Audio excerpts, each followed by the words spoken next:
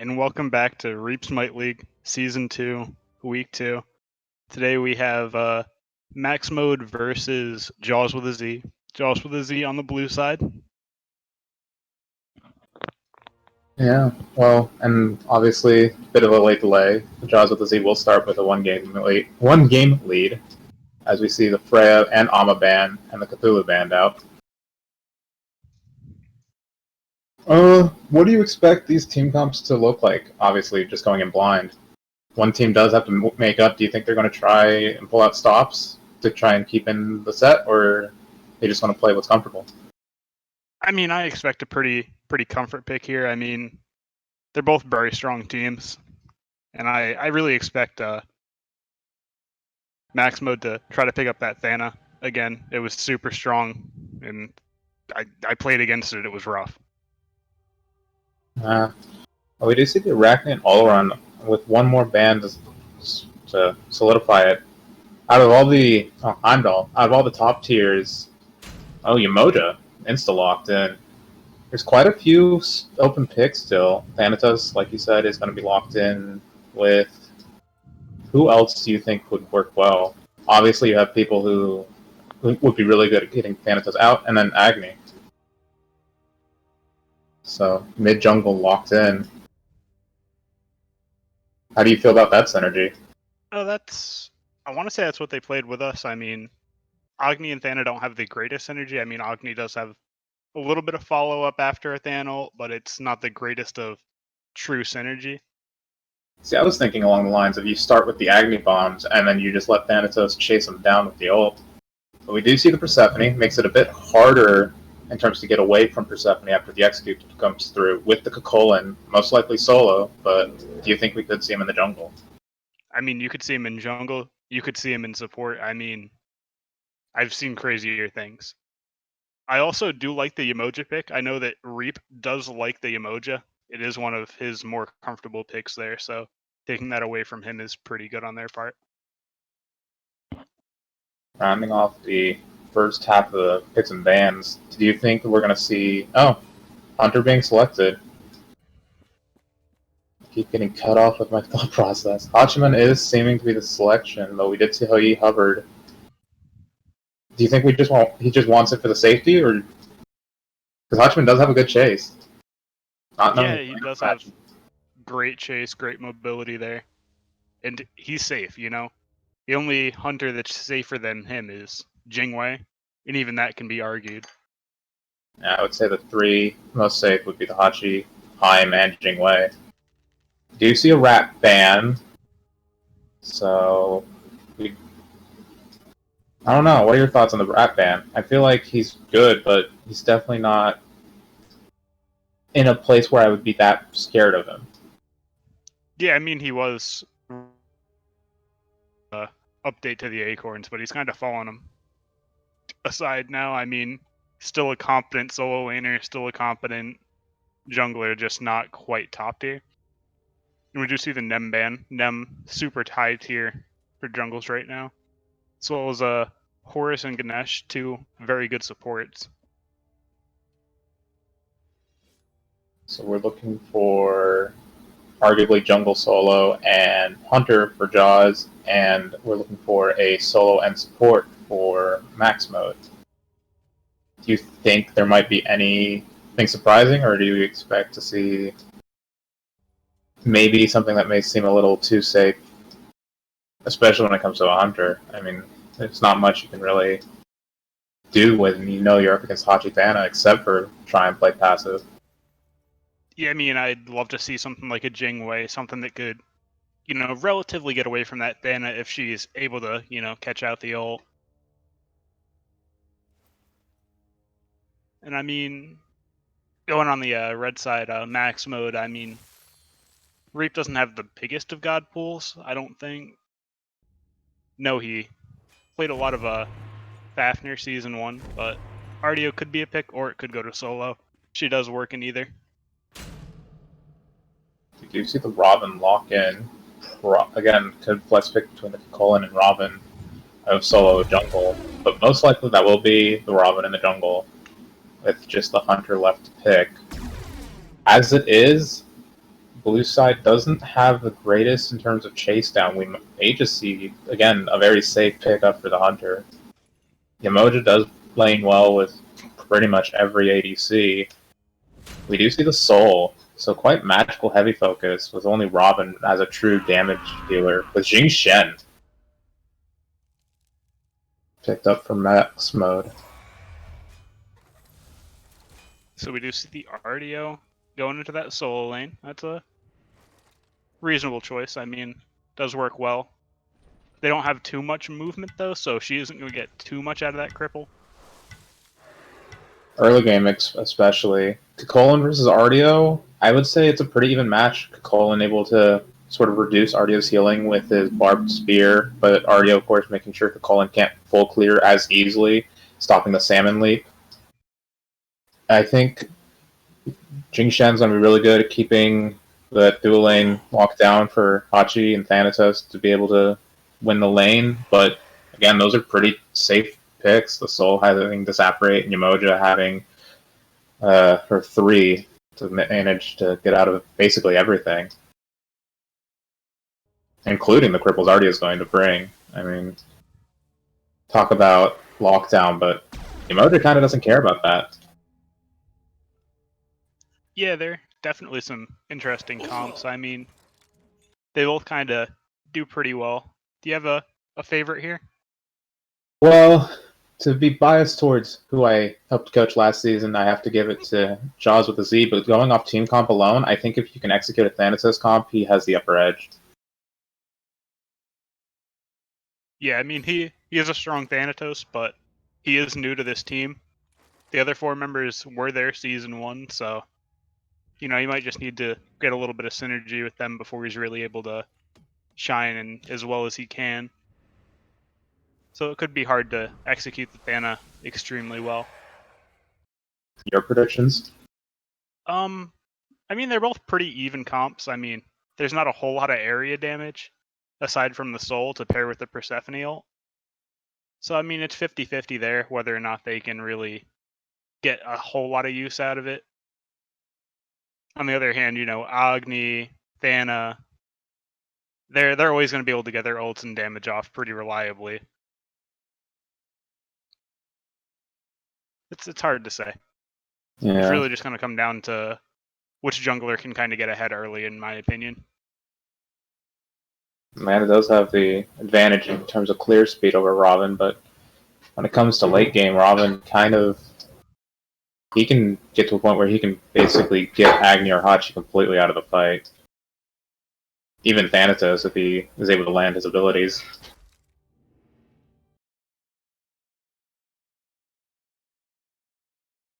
It will be interesting to see how much Persephone is able to be bullied out, or if Agni gets bullied out. Both of them have pretty good long-range poke. Depends on who hits 5, I think.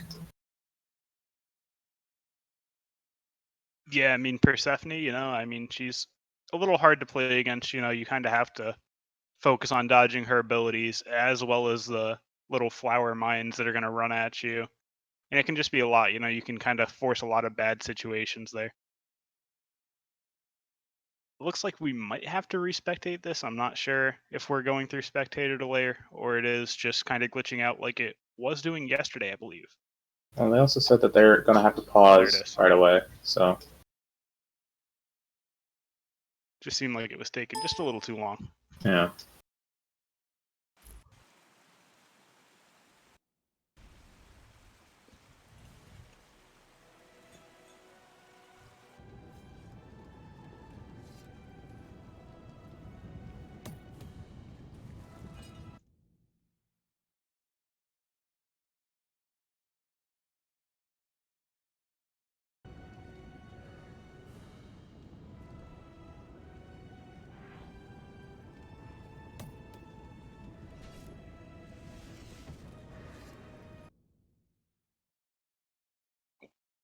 I will say, while we wait, it is fun how Spectator gave Thanatos a few steps forward and then ricocheted him back. It did. Let him get just a little bit outside of that fountain. There we go. Looks like everybody's loading in. I mean, not quite sure when the pause is going to happen. Could be a little bit.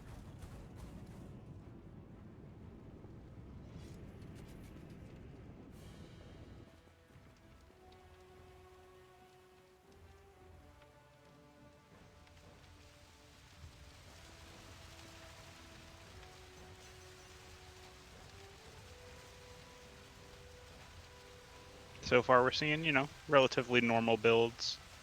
Mirror match in the jungle role. Ardio opting to forgo that boots one in favor for those multi-pods. Kakolin doesn't need those as he does not need mana. Well, I will say I would rather see him start with nothing but pots, because it will give him more, and then on his first back he could pick up the chalice. Just let him stay in lane a bit longer in order to match. But overall, nothing too major. Relic differences, we see the blink coming from Thanatos where it's just beads on Robin. Looking to be aggressive, as you should on Thana. And a bit more passive on the Robin. This game we do see Sausage not picking up the mana pots, instead getting the multis. Looks like this might be the pause we were talking about. Should last just a little bit. It looks like they unpaused relatively quickly. Other than that, we do see the mid difference. Agni opting for tier 1 pen opposed to the Persephone's, what is that? Lost artifact? Yeah. Probably going to... I don't want to say it would be most likely a Doom Orb. Could be doing that Ratatouille rush that a lot of people have been doing. Also could want that cooldown right away with Chronos Pendant. But I feel like with Chronos Pendant rush, obviously you're going to spend a lot of money away from beating boots. And also you miss out on the early pen. Yeah, I mean, pen did get a little bit of a nerf, you know. It's not quite as meta-defining as it was a couple patches ago. Flat pen is falling off just a little bit. But I mean, I can definitely understand going for either the Doom Orb or the Chronos, even the Ratatouille. You know, she wants to have that mana sustain to be able to throw at her 2 as much as she can. Yeah. Both junglers starting with a mace. Probably just going to be Crusher, maybe Brawlers coming out from one of them. Agni is already decently poked out, and he's out of...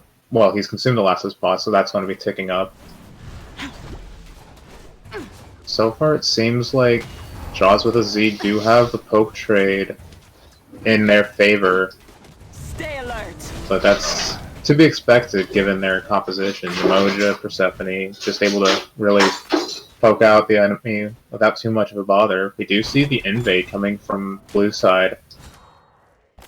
It's an interesting choice there, you know, I mean, Agni and Thana do have a pretty decent early game, so can be a little intimidating to go for that. However, do see the Robin going for this early gank onto the duo. He doesn't have Blink, but he does get the Brute and Prana Assault, and that will be First Blood. I think that... I mean, I don't know what the call was there. I mean, obviously, you would assume you have the calls that they went through red, so it just feels like that was a little bit too delayed of a retreat. I mean, Robin had to use next to nothing. They didn't even get Hachi Dash, but... Be still. It sort of feels like no one was calling that. Yeah, I mean, they might have even miscalled it too, you know, they might have said, yeah, they're probably going to the oracles, you know, going to get those, and, you know, just miscalled that, didn't read the situation correctly. Yeah, Persephone does take a slice to the face to answer for her troubles, but will just use the pomegranate seeds to heal as much as possible. Does still sit on health pots and mana pots. Trade and solo, ending rather stalematey. Agni does dash aggressively, but not much to be done there.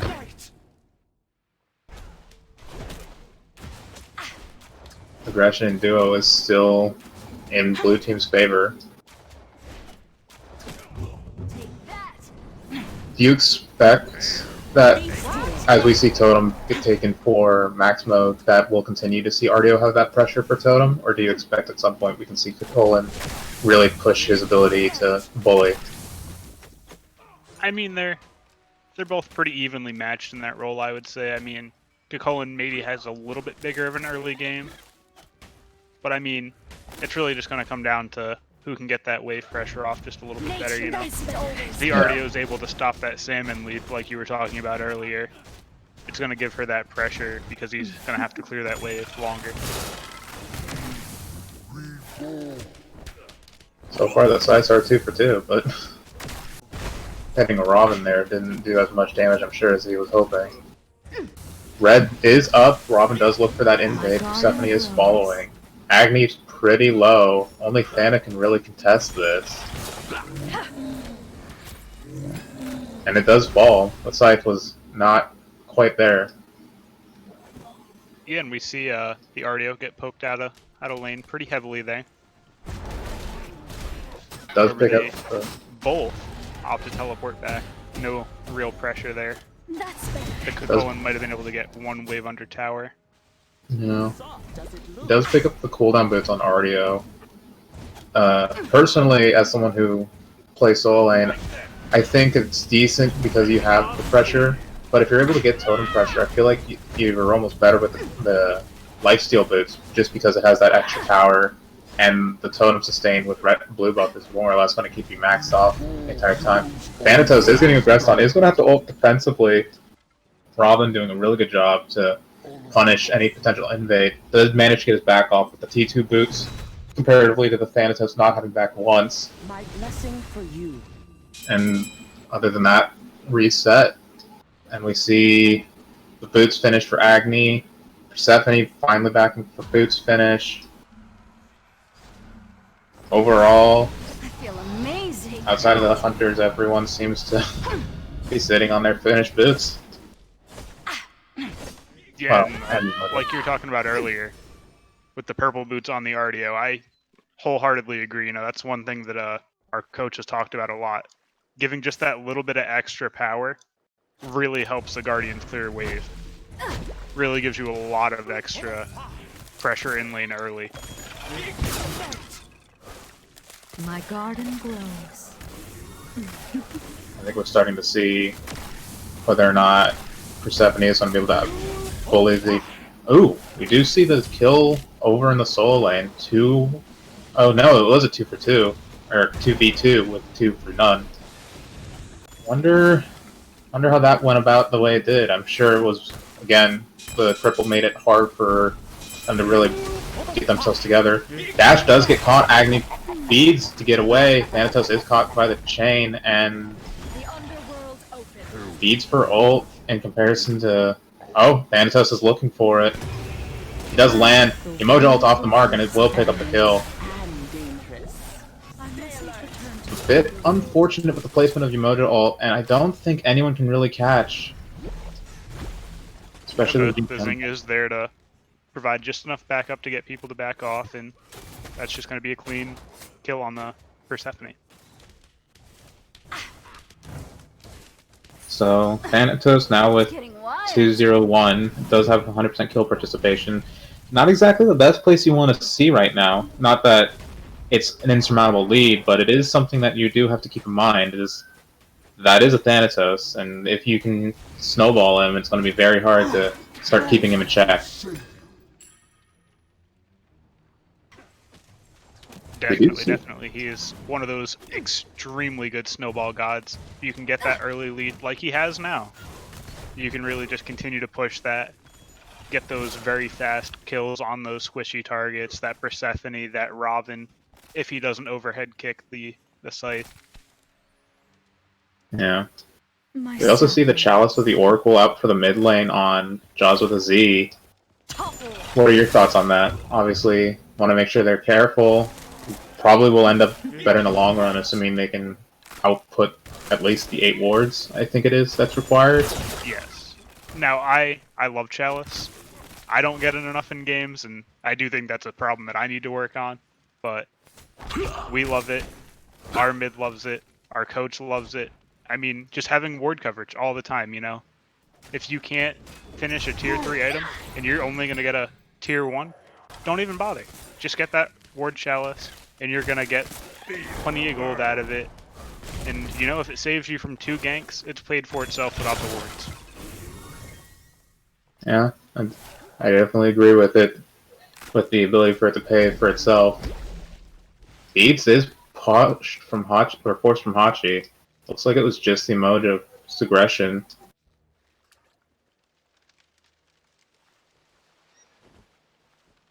Otherwise, everyone seems to stagnate. We do see the Stone of Binding from Arneo. Will give her a bit more extra damage, especially in these fights.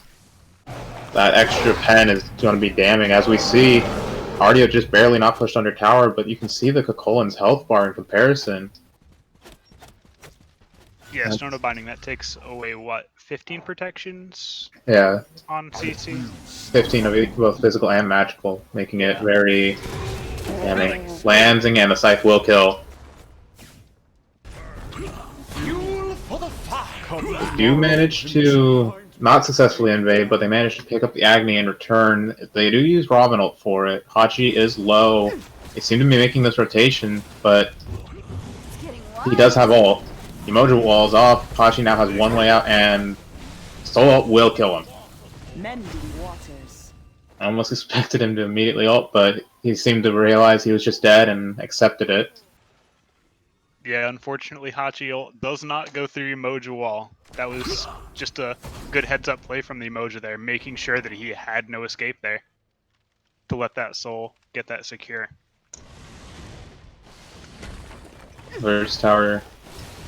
I don't think Soul has the damage at this point, having only Hekate and no finished boots, but actually I might be proven wrong if they decide to just stay for it. Does disable the tower, will give them that one extra bit of tower shot aggro, and the first tower does go down for Jaws with a Z. Just overall not making a rotation to help defend the tower. Hachi is going to be in a lot weaker of a spot to an extent, but at the same time, at least in my opinion, losing the T1 in dual lane isn't the most impactful T1 you could lose.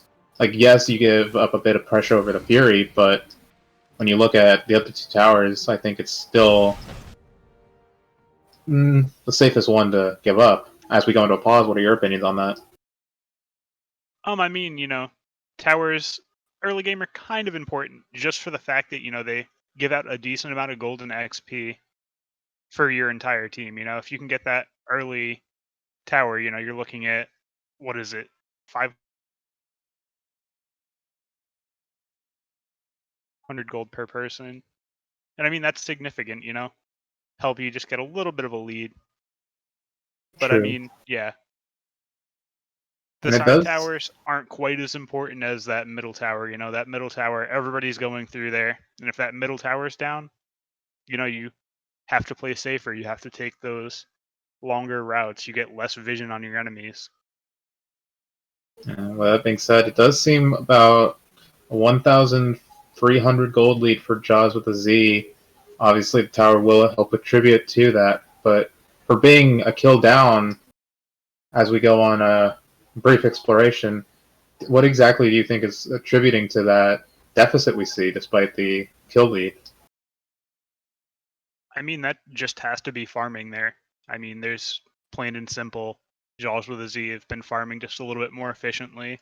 MaxMode has just been getting called out on those invades, They're putting all their resources into trying to get that red buff, and they're losing kills for it and losing farm because of it.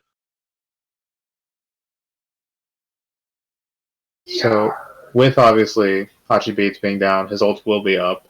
Doesn't have a tower. Do you expect there to be a play on the Gold Fury here, or do you think that the overall threat that Thanatos may be able to attribute with, Agni's bomb and Jing Shen is going to be enough to give enough of a turn to let Hachi stay safe enough to be more of a threat come the first Gold Fury? I mean, it's definitely rough for the Hachi there, but I mean, if you're Jaws with a Z, it's a Thanatos. He has ult, and he can just drop down at any point, So it's really hard to kind of commit to those objectives before you can take him out of a fight. And I do think that they're going to need to get at least a couple of picks before anybody can really make any kind of progress on the Gold Fury or even the Pyromancer. I just realized my math was wrong. Only 400 gold, maybe not 1,400. Yeah, very small lead. Whoops. Talk about not doing math in a while. Robin build. You do see the Ninja Tabby going into Cudgel, assuming that's going to be the sledge. What are your thoughts on the Ninja Tabby over Warrior Tabby on him? I mean, I know his passive does, stack with every hit he does. So, I mean, that's a little bit of something, but I don't really think it's necessary. You're not really looking to throw out too many autos as that Robin, so I do think that might be a little bit of a misplay. As opposed to just the raw power. Yeah.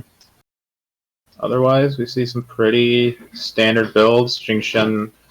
How much gold does everyone have right now? I assume Jingshen might have enough, close enough to the Thebes. We're looking for in hand. Yeah, the in hand. See, Thebes is a little bit more expensive than that. 2250, I want to say. Yeah, 22 or 21. I can't remember. but he's soon to be able to. Yeah, he's definitely soon to be able to pick it up. So Umoja's not that much farther ahead in terms of ability to stack it. Oh, and the pause is back.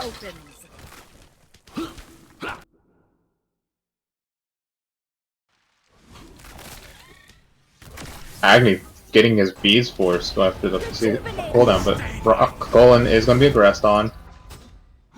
Does manage to get himself out. Yeah, but that does burn Thanos' ult as well. I do believe he used it to engage. That does seem like that to be the case. Robin making the rotation to Hachi, but more or less alone. The red buff again, that invade, no one's there for it.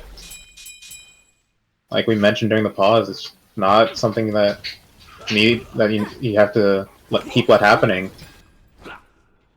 Purple as well. If you were in this situation, how would you start turning around the reactive into proactive? I mean, you know, wards could go quite a bit of ways. I mean, they do have a couple down, but it looks like they haven't really warded their side of the map too well. You don't see any wards past the RDO in hand, as opposed to, I do think the emoji just placed one down. You have the ward chalice on the Persephone, making sure that mid stays warded up.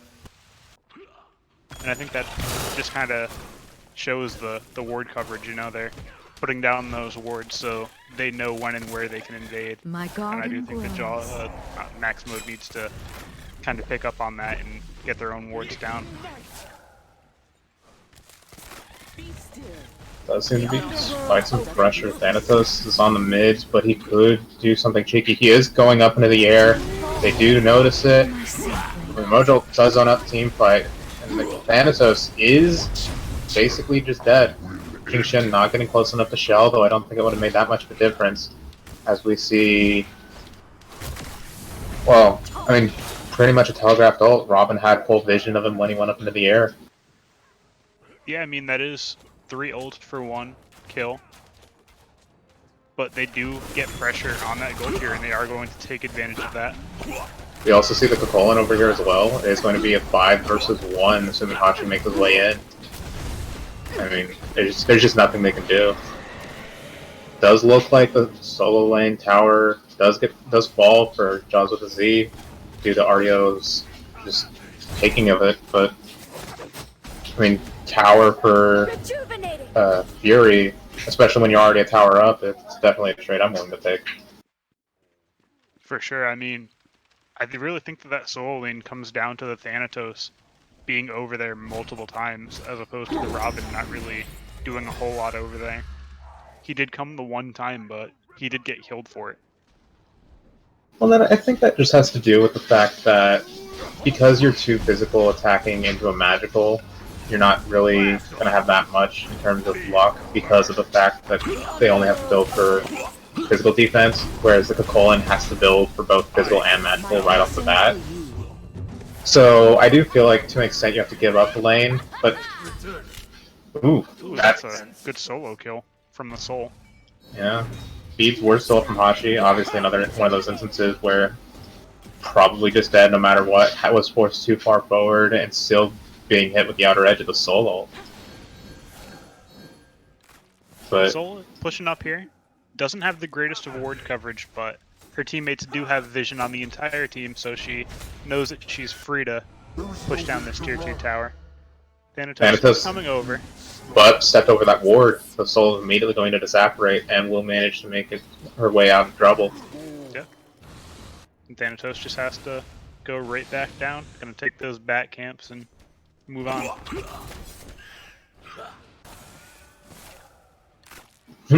Persephone ult does manage to severe, as we see in the backline. Probably would have been what killed Agni had it landed. You see Mojo ult thrown out, looks to be just precautionary to try and take the last bit of that tower, but they don't have the minion wave there, and they're just backing off as a rotation comes through. They do have ward coverage, they know what's coming, but it seems like Emoji's a bit far forward, maybe trying to bait themselves out. But as we see, that's almost 2,500 in XP, and about the same in gold. I think it's getting to a pretty hard point for Thana to do much without trading. Yeah, I mean, with the ward coverage grows. there, it's really hard for him to just kind of get the drop on somebody. And Jaws has relatively decent escape. They have a decent amount of counterplay on their team. You have the disapparate from Soul. Robin can, you know, overhead kick to avoid the CC and the damage. Persephone has the dash. She can throw the ult nearby. But that's both her relics. I mean, I don't know if it was one of those things where she just expected to be able to get away, or it was just an oversight of the amount of damage that Agni's going to be able to pop out with the 2 pen items he has, but her ult was interrupted. She will have it for the next engagement, but she will have to play careful with her relics on cooldown. Only finally going into the pen, who does pick up the Divine. Thana does land, overhead kick, Shell is good, and full health disengage for blue team with 5-man grouping in mid, as everyone just sort of backs off. Yeah, and this is going to give Soul that opportunity to finish off that tower. Hachi is making his way over there in an attempt to defend it.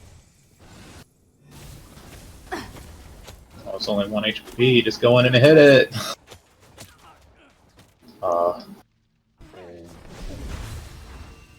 Ooh, Colin picked a decent amount of HP, chunked away from him on his rotation. But he's going to be able to full heal it with Soul, or with Umoja healing. Robin is here for the Hachiman. Ult does go down, beads are picked from Sachi, and the overhead smash is going to pick up the Hachi. Yeah, and now MaxMode needs to back off and either defend that Phoenix or look for another objective. And it looks like they're getting their attention held pretty well in that mid lane. They're going to have to give up that tower. And I don't know Soul if just backs. yeah, and I don't know if he tried to ult away or if it was or if he ulted somewhere else. But the Hachiman ult is down for this, for when he comes out of base next. Agni taking a bit of damage. Thanatos is in the air looking for full HP targets. He's going to land on the Persephone. The walls are going to be good. Beads are good. Shell. Persephone does fall down. Jingshen is ulting. Does throw them into the wall. Kakolin now low. Umoja still decent health, but it's not enough. Ardio does pick up. Oh no! Ardio does pick up the Kakolin, but I was seeing the Jingshen's health bar. Jingshen trades for Kakolin. Robin's here, but I think there's enough stuns and disengage that they're going to be able to just get away and call that a fight. Yeah, I mean, that does give MaxMode just a little bit of pressure onto one of those objectives, either the Pyromancer or the Gold Fury. However, Jaws with a Z, 2 members down, still looking to take this Pyromancer. Looking to get that extra farm and get those objectives down. Soul has picked up the demonic grip, does allow her that bit extra oomph against these targets, well, being the objectives, so I can see them start to really focus into that, and then most likely going to be the Teletine's ring, and at this point you just sort of have to accept that Soul's going to hit you for a lot of your HP if you don't manage to get onto her. Yeah, you can't let that Soul cat free cast at this point. She's 2-0, she's just been farming the whole game. She's got a very comfortable lead against the Hachiman. He is not ever going to be able to box her.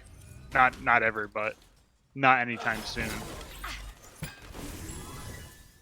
Hachi is going into that Atalanta's, which will give him, well, the pen advantage, but going into it, the blue team is picking up Fury, only one person there, being Hachi. Colin seems to be dealing with 3, no, 4. Hachiman is going to be able to take it with his banner. Amazing steal by the Hachimon. And they end up still also losing their soul lane for it. An amazing steal from Hachi, and really good faith in the fact that they could just let the Hachi steal it while they all dealt with the soul laner. Persephone is going to fall down, just 2-tapped from Thanatos there. That rune for Hydra's proc onto Persephone did a lot of work there. And I'd love to see a fire call right now. They have the advantage. And I really think they could take it. But it looks like they're opting instead to try to get some pressure on this mid lane. Take down that tier 1. But Umoja's there to keep that tier 2 from falling. Agni's rotating over, keep the tower alive in solo. And yeah, I mean, it was a good attempt at the Fury, but someone just has to know when to stop the Hachi from being able to walk too far forward. Yeah, definitely. I mean, they had 4 people there. I would have loved to see the, what was it, Umoja just kind of walk at him just to be a deterrent there. Keep him from stealing that. Yeah, at the very least, you know, he walks so far forward, that should be everyone's cue to be like, well, he only has a dash to get out. If he doesn't just dash, then we get his ult at least. But small misplay does end up about evening the game in terms of pressure.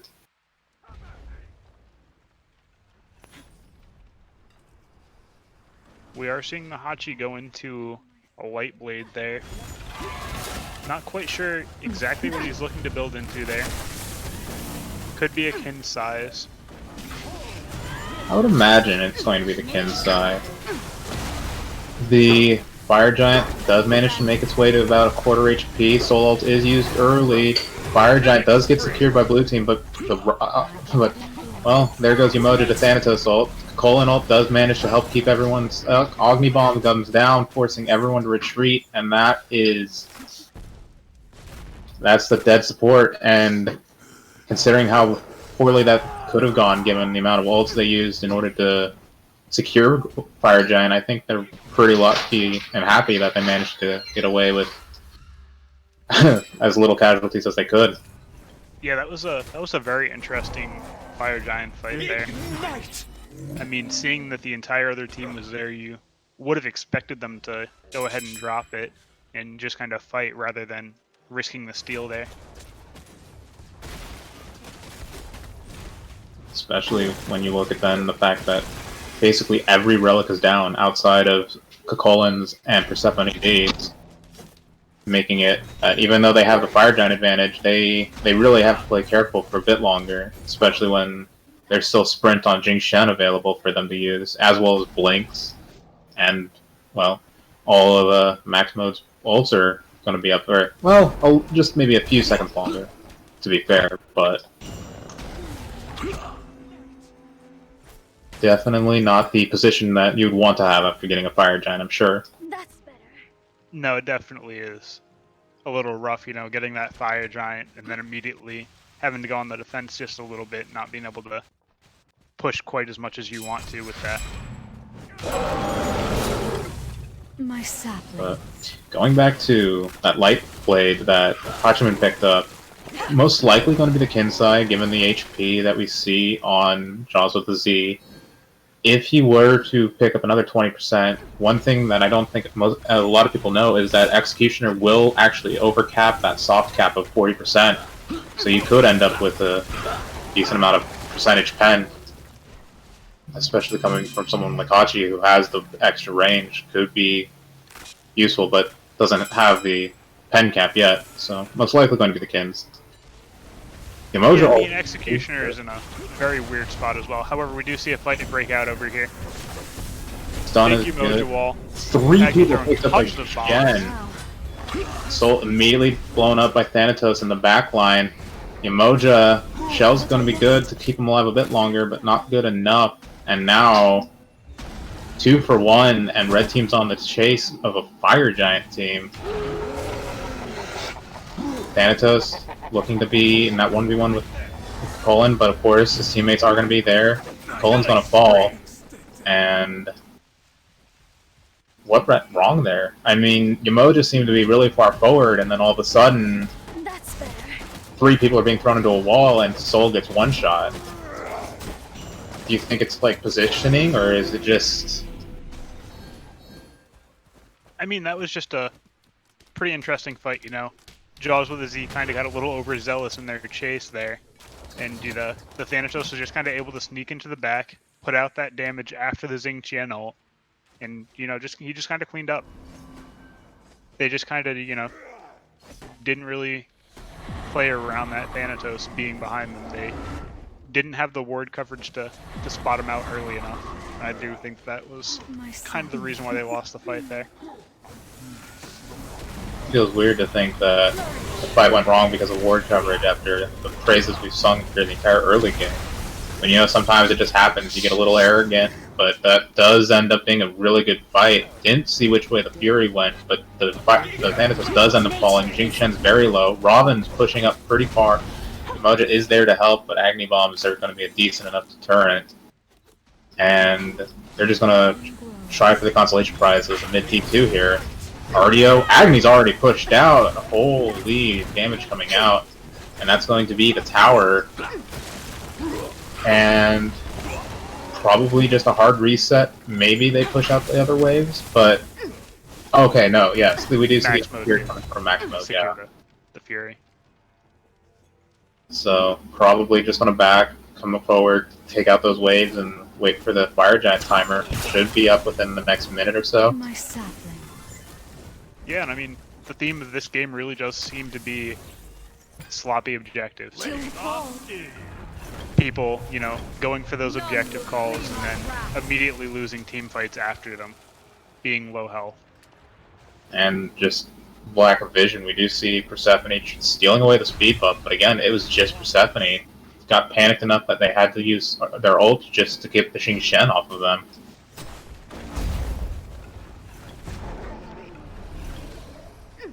Fire Giant pick currently in favor of MaxMode. We do see the Xing Shen ult used early. Thanatos is in the air. The only one far forward is Umoja. Is she going to target, though? How tanky is she? She seems to be dropping really quickly. Soul ult's in response, but... I mean, you just lost your tank, and she's the only one with teamfight relics. Exactly how comfortable are you going in to try and stop this Fire Giant now? I mean, they aren't looking to be on that back step. They are putting out some great damage onto MaxMode. A lot of low health bars there.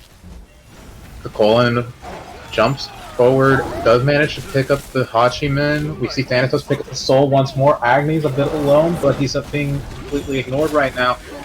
Robin's just trying to deal with 2, and the Persephone manages to get away. Nope, the dash from the Ardia will manage to pick her up. Agni's finally being seen by the Robin and Persephone. Jing Shen's not going to have enough. Does manage to pick the root, but what does Robin have? He's going for that chase. Ooh.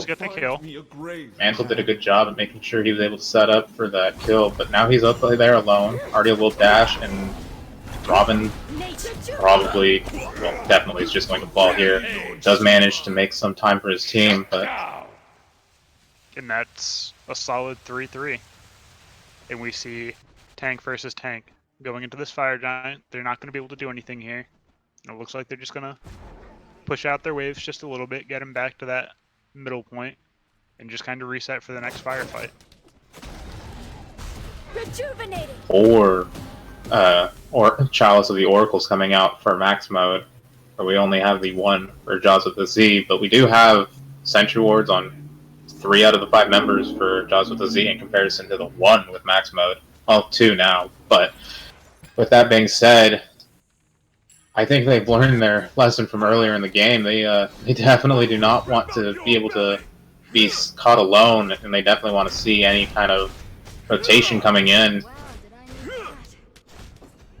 With the ward coverage battle seeming to go the way that it's looking, if the items are anything to go by, how much more do you think MaxMode is going to be able to flank before Jaws with a Z basically copy the tactic back?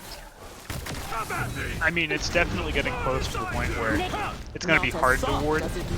You know, it's going to be unsafe to ward alone. You're going to have to kind of move as a unit at this point. Thanatos is in the air. Cullen is the target. Shell's good. He's going to be pulled up into the air, but still tanky. He is going to go into that rage form. Robin's alone. Thanatos is pretty low. And we see Ardio's being just hit with the back with autos. And we do see the shutdown. 1-0. Cullen's pretty low. He will have to back, but he does have teleport up. This is a really good shot for fire.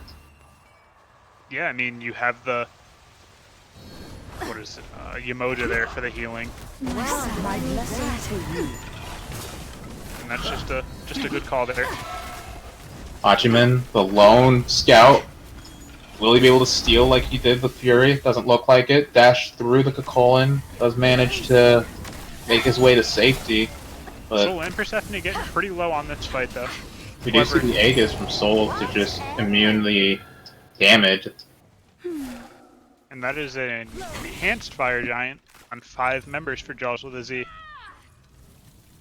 They also do have good pressure on both of those outer lanes. Yeah, with nothing but Phoenixes exposed, they have a really good shot at just running down the lane and forcing them to react. You do see the Pyromancer, the consolation prize for MaxMode. They do seem to be heading over to the Fury. They don't seem to be contested in this point, with everyone obviously having back for Jaws of the Z, spending the last bit of their gold. But a Primal Fury at this point, yeah, this is going to be impactful if there is, and for when there is another Fire Giant fight, but really it's more about the gold at this point, in my opinion. We do see both teams, you know, grouping for this left lane fight. How do you feel about that? Everybody grouping rather than one person looking to split, or maybe 2 people looking to split. I definitely feel that at this point you need to group up, right? Your entire comp is basically Emoja ults a few people off if they can. If not, they just make sure everyone is able to be corralled into a certain area for the Cullen ult, and Robin to be able to run at someone in the back line, right? MaxMode really has been doing decently well with the ability for Thana to just sort of one-shot the soul if they're left behind. But if everyone's grouped up, then you trade out nothing. Meanwhile, we do see the Yamoja ult. Robin blinked into Agni. Agni uses both relics. Thanatos ult is good. Soul does fall, but that's trade. Meanwhile, we still have Agni surviving slightly. There's the trade out for that, but now it's 3-on-1, and the Phoenix should fall here. Not the ADC damage, but you do still have Persephone on it with a full minion wave. We do see Emoja fall to the Ardio's damage, but this should be a clean engage. No ults really available.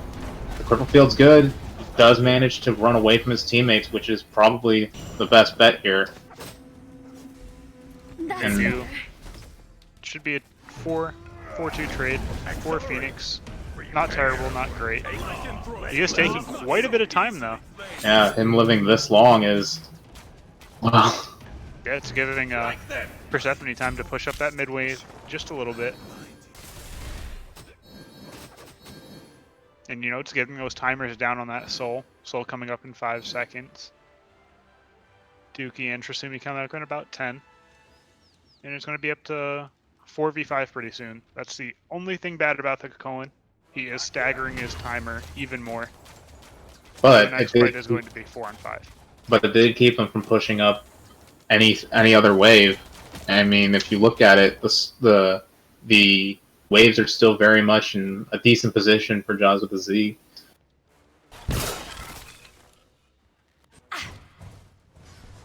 But I mean, like you'd asked before, what is this? What's their game plan? I mean, I think both teams showed what they wanted to do, and it's just one of those things where Soul's death is a bit more impactful than I think Jaws with a Z is letting on right now. I mean, that Phoenix push went by so much slower without the ADC's damage, you just sort of have to make sure that they're able to be protected and the Thanatos dies first. And I think with Robin going that far forward, it obviously keeps them busy, but there's a point where being busy and, you know, just sort of not worrying about you being in their backline, that there is that overlap, you know. So Thanatos, We do see a good engagement onto the Thana. It's very close to dying there. However, Agni throws out massive damage in an AoE. I think if Agni had another bomb to throw on the Soul, I think we see the Thanatos maybe trade out again. Yeah, I definitely could see that. I mean, definitely dies after he lands there, without a doubt. However, I mean, the Agni, you know, puts out good damage, but they have a Emoja. That healing is just insane. She's able to get all those health bars popped back up very quickly. But we still see the Soul going into this next fight without the Aegis up.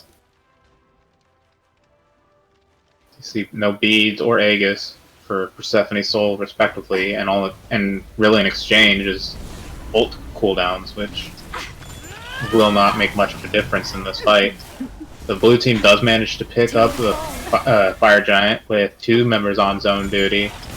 It doesn't seem like anyone's really in a position to come over. We do see the Thanatos. He's over by the mid pit, but he's just going to turn around and go for the Kukulkan here. Kukulkan does manage to get the ult off. If he survives a bit longer, he can transform. That's the transformation, but the sight's still going to be too much, and Robin will fall as well. See Persephone and execute Threshold. Manages to jump it and dodge the scythe. Is going to use the ult to help get herself away. Thana doesn't have the beads, and that's going to be a good disengage for 3 members. Yeah, I mean, unfortunate that they do lose the Ravana and the Kukulkan, but still, you have the enhanced Fire Giant on the ADC. Gives you a ton of pressure on those sieges. However, I mean, they lose pressure in that right lane. They're going to lose that tier 2 tower. And it happened to be during the respawn for the left Phoenix. Agni is able to push up that wave. They're going to be able to rotate over for that Fury, which is an Oni, and it feels like Jaws with a Z is now just stalemated back to 7 minutes ago. Persephone does dash in. She's going to just die here. I mean, talk about lack of ward coverage. Yeah, they don't have any wards on that left side that I see. I don't see any wards on either team except for the ones that MaxMode just placed right at the Fury pit. And I mean, that's just very awkward positioning from the Persephone there. Not realizing that the entire team was going to head over to that Gold Fury. Yeah. Soul is used to help the zone off to get the Emoja back out, but I feel like the last several times we've seen Soul ult has just been for disengage.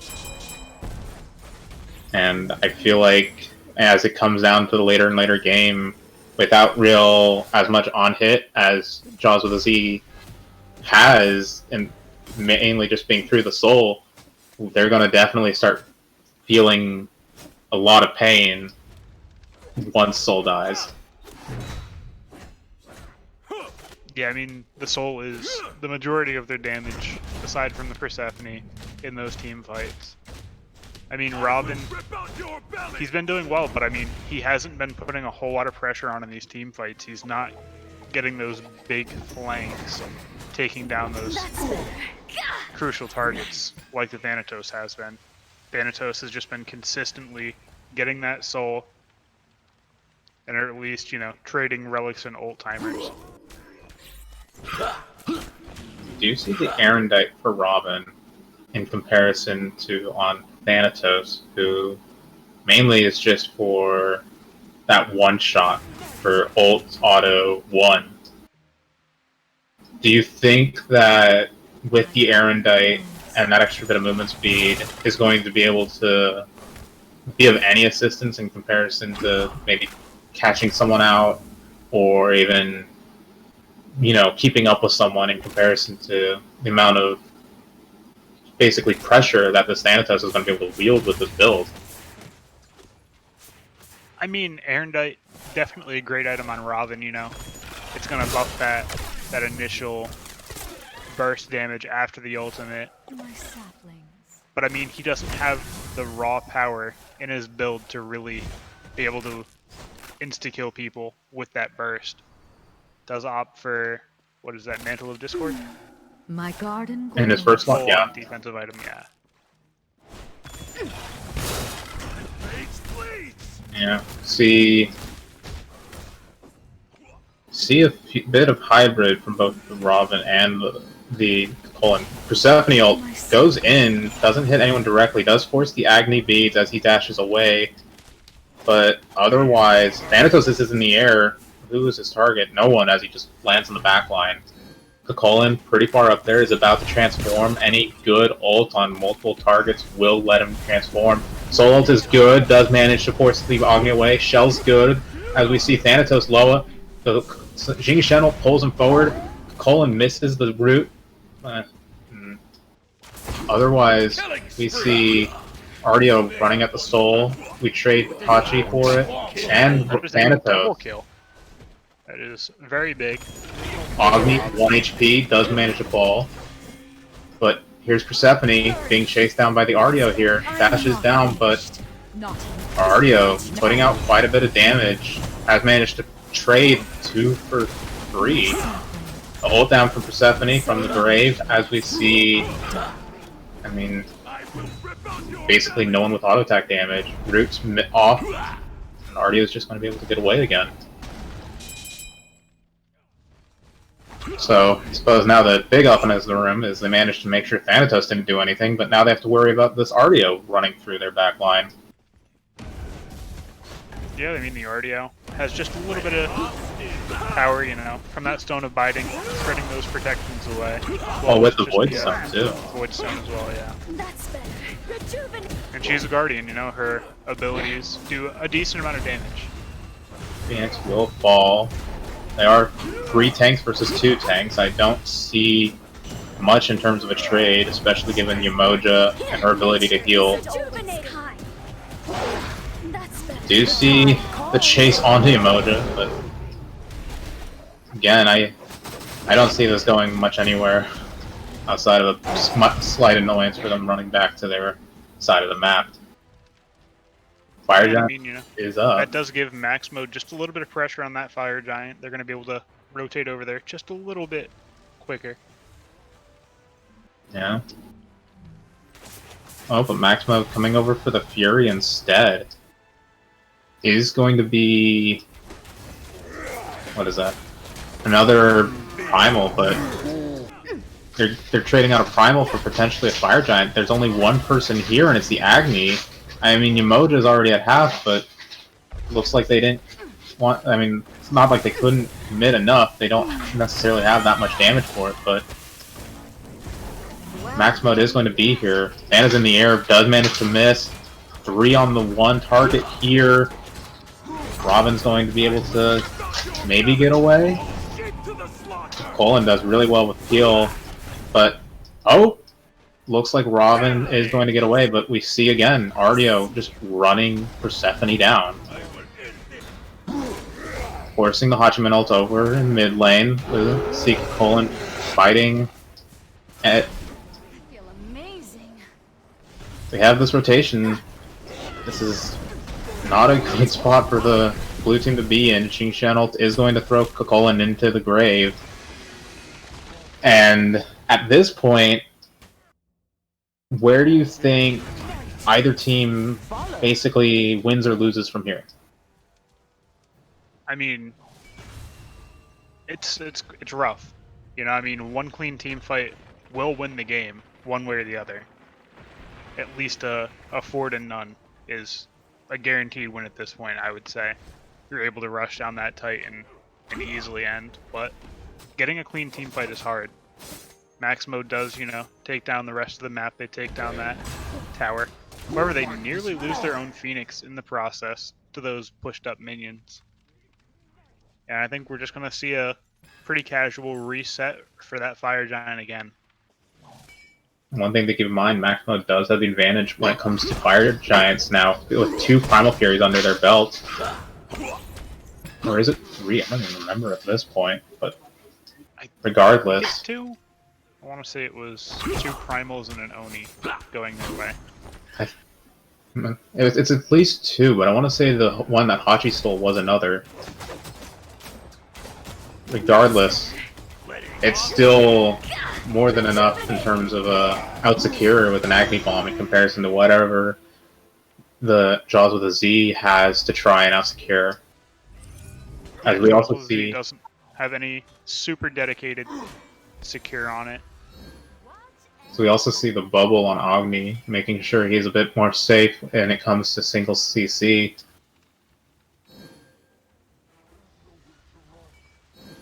Looks like everyone has finally gotten the movement speed pot as we're finally working towards finishing up upgrading relics. My garden grows sapling. At this point, it just feels like it might even be a race to the 3K pots. I mean, 3K pots are, very important. We do see Ardio with her 3K defense pot online, just waiting to pop it in a fight. My sapling.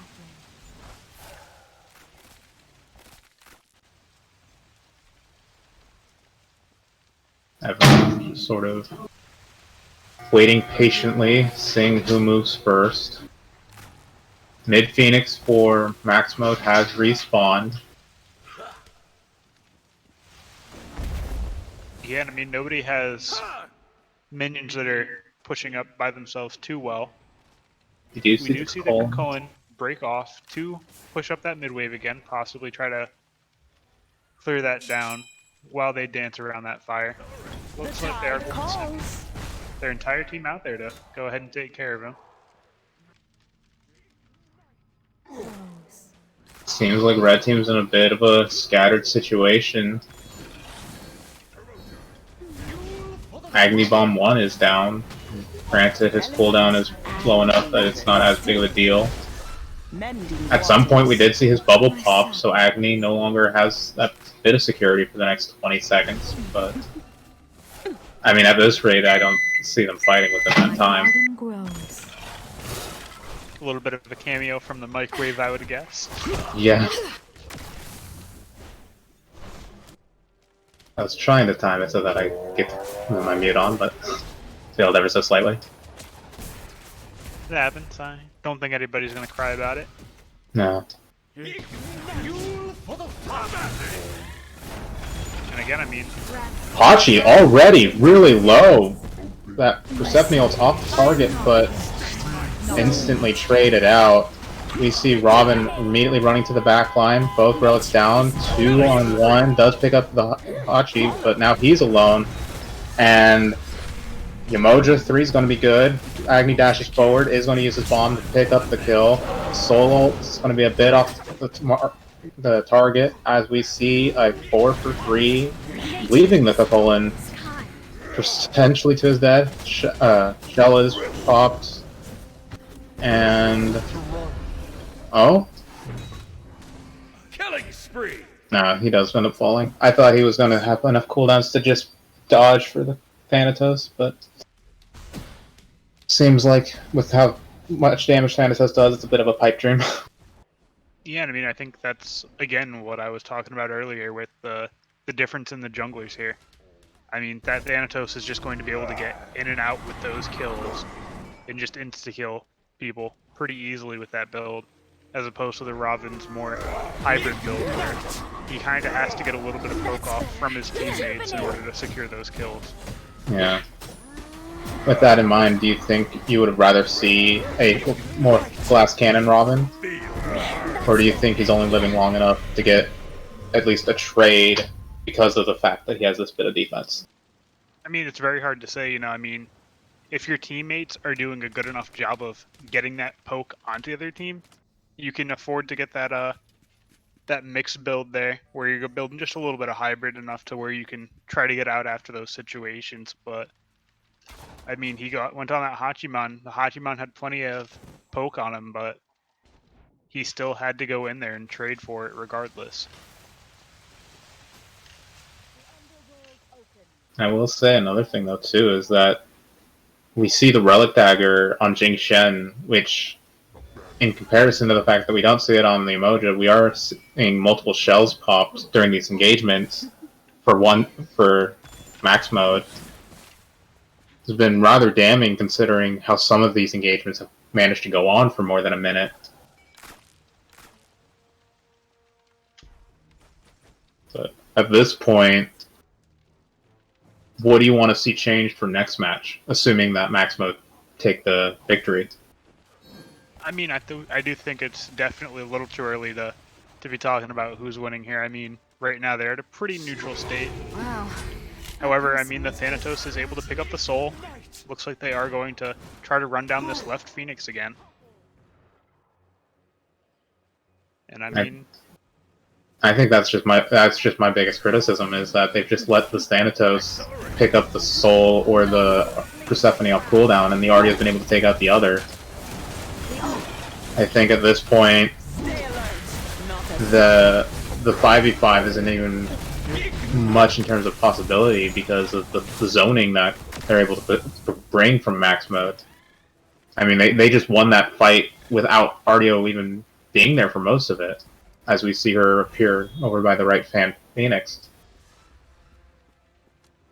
yeah, I think that the Thanatos is putting in a ton of work this game. I mean, he's turning these fights from 5v5s into 5v4s, or even 4v4s, trading out his own life, but he's taking out that soul, or that Persephone, and that's the majority of their damage. You know, if he's able to take out one of those, he's able to let his team progress into it. The Robin doesn't have quite enough damage to be too much of a threat diving into that backline, so it just kind of takes away too much of their damage if he's able to get one of those picks, in my opinion. Yeah. And of course, with how magical defense changes have been, we don't necessarily see the greatest in terms of the ability to get through the Heart Ward from Jing Shen, or the two defense items we see from the Artio being Void and Pestilence, making the two of them very formidable, especially with the Heart Ward applying to the rest of the team. Robin looking to steal. Does go a little bit early. Yeah. Get the steal, and he is killed for it. Unfortunate for him to land directly onto the knockup there. I appreciate the attempt, but just misfortunate timings. You see Agni dash forward, but Umoja will manage to just throw her way back out. Persephone ult does land on the Thanatos. Umoja ult does manage to zone him off the Phoenix. Huge combo of ults there with the Persephone. So Agni dashes into the Phoenix to just fall, but there goes grab the soul. Hachi, Jing Shen, and Artio, the last alive, versus Colin, Persephone, and, well, now just Persephone and Umoja. I mean, that's Persephone and Umoja without ults versus those three. I mean, they do have the enhanced fire giant buff. They're ignoring 75% of backdoor protections on that Phoenix, and they're able to take it down relatively quickly. Well, and with the minion wave, the reduction isn't even needed. Yeah, I mean, they did start before the minion wave got in there completely. And that's going to put them in a great spot for their next fight. They're going to have those pressures from that mid and that left lane minions. You do see the 3k bot being picked up by Agni now, and that's a giant dip in the gold difference we see now as well. Just sort of, it dipped that one time with a steal, and then from there, it just slowly got worse and worse at about the 43-ish minute mark. Yeah, and I mean, MaxMode is just in control at this point. They're calling out what objectives they want, which also the Z is being forced to play reactionarily. They don't have those wards out there. They don't have the coverage to really see what MaxMode is doing, and MaxMode, having those waves pushing in, is giving them a lot of pressure.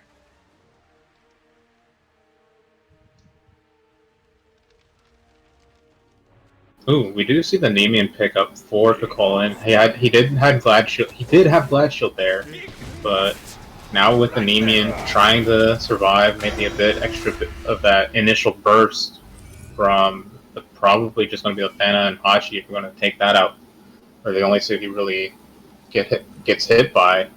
But overall, I mean, outside of the fact that Glad Shield just sort of doesn't have much of a place when you're behind, because you're rarely getting them below half health, do you think the Nemean's going to make much of a difference here? I mean, Nemean is definitely in a weird spot right now. I don't know if that's the best call for him. I mean, it's not blocking a huge crit from the Hachiman.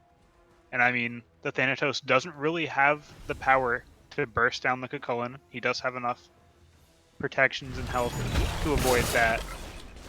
So I mean, it's not the greatest of calls in my opinions, but I mean, it's definitely a good item for the slot nonetheless. Right. We see MaxMode grouping in this dual lane side. Fire Giant for another 30 seconds as the Phoenix have respawned. They are probably looking to take it real quickly before they then back off for another Fire Giant. The Cullen around the side here. Emoja pushing up, and Fire Giant's going to be off their waist by the time they have a wave to push in, so the question now is, do they go in? Thanatos seems to think so. Blinks forward, already at half health. If Persephone comes through, does hit Thanatos. Thanatos up in the air just in time. Soul ult's used, Robin ult's used, and now MaxMode's just running. So, I mean, unfortunate you couldn't pick up Thanatos there, but at least none of you died, right? Yeah, I mean, they are able to get that nice solid defense there. They have that left Phoenix back up. The middle lane's getting relatively close to coming back up, I believe. And that's just a good defense there. So, bit out of position by their tanks. The Colin jumps up and down. Jingshan pulls in the Emoja. Ult comes through, gets through the wall. Good escape. But again, that's Emoja ult for Jingshan ult there, I suppose. So not as, damning as the 3-for-1 when they got Thana, but this Phoenix not in a position to really live long. Persephone does come out. And up, down. They do manage to pick the Phoenix, but that's Agni Dash caught. Robin already down to less than half. And it seems like MaxMode just has too good of a defense to be able to let anyone chase. The Colin does get landed on by the Thanatos, but just not enough. They do at least get one Phoenix for their troubles, but in total, I think Jaws with the Z are showing a lot more life in this part of the game than they did when they started really losing these team fights. Yeah, I mean, that's two very solid defenses there. I mean, not quite able to defend out that middle Phoenix. I mean, there were 5 people there waiting for it to respawn. They were a little bit low going into that fight, but they still defended that left Phoenix. And I mean, they do have a little bit of tempo going into this Fire Giant. Relics are up on Jaws with a Z outside of Robin Beads. Meanwhile, we do see Hachi without Relics. We see the Agni without Aegis, and no Relics on their Jingshen, so oof, all bombs down on Robin, but of course, overhead kick is going to immune most of it. And of course, backs up if you can back up towards Emoja, he'll be full health by the time another engagement begins, but doesn't seem to be the case. Just going to heal up off of the camp with his 3. And again, we're going to see just a relative stalemate here around this Fire Giant. Jaws with a Z, however, does have to defend that middle wave. Thanatos does blink in and instantly picks off Persephone. Persephone, of course, does have passive, is going to instantly ult, but no damage done due to the fact that she just has no damage with that ult in her passive anymore. Ult comes out from both Robin and Soul, both pick nothing. Emoja ult is going to be used for disengage, but that's 2 for none, and they've already used all their ults in comparison to only Thanatos using his. Nature And isn't I mean, always Cocoon is kind. here, looking to get that steal, but now is a great time to just collapse on him. That's better. Forget the Fire Giant, don't give him an opportunity to steal. And He he steals stole it! it! Wow. I think his ult just came off cooldown and he managed to hit it. That No, it otherwise, still shows that he has it online. well, there is a bug where when you transform, as you die, you'll get the transformation. You get the transformation ult cooldown showing. But I mean, otherwise, it was his one, and but it doesn't seem to deter them. Obviously, they seem to be pushing in. Emoji being thrown out, and Soul's instantly dead. Mojo only one up, and Titan's about to fall, and there it goes. I mean, that was an amazing play to steal that Fire Giant, but they still had 5 people, and, you know, trading out that Cocoon for that enhanced Fire Giant, I mean, it seems like a good idea on paper, but without him there, they're not able to defend that Titan. Well, I think it was a damned if you do, damned if you don't. It was mainly a hope your teammates can get online fast enough. But with all being said, what do you want to see as changes going forward? Do you think the Thanatos is going to make its way through? Do you think we're going to see Jaws with a Z pick up a physical so that they can try and do more damage? Or I mean, I don't expect that Thanatos to come through. I mean, he really showed why it's a ban-worthy god, at least on him. yeah, 17 and 6, and he was just killing those backliners. He was getting that soul. He was getting that Persephone. I mean, look at that Persephone stat line. 110 and 13. I mean, she was there, but she just wasn't able to stay alive. That Thanatos was just coming for her in those team fights. He didn't care if he was trading. He just wanted that damage out of the fight so his team could roll over the rest. especially once it started coming to the late game, I mean, we would see him land and he would lose no HP. No one even pretended to touch him. And we saw the Ardio build hover just slightly. It's just so much defense and so little options from Jaws with a Z because of the fact that there's just not... the pen options are just so hard to come by. I think what's Ardio's magical defense at? It should be close to 300, shouldn't it, with that? Yeah, with next to Xing Shen, which they basically were, that's a 300 defense Ardio. I mean, you're not killing that almost ever.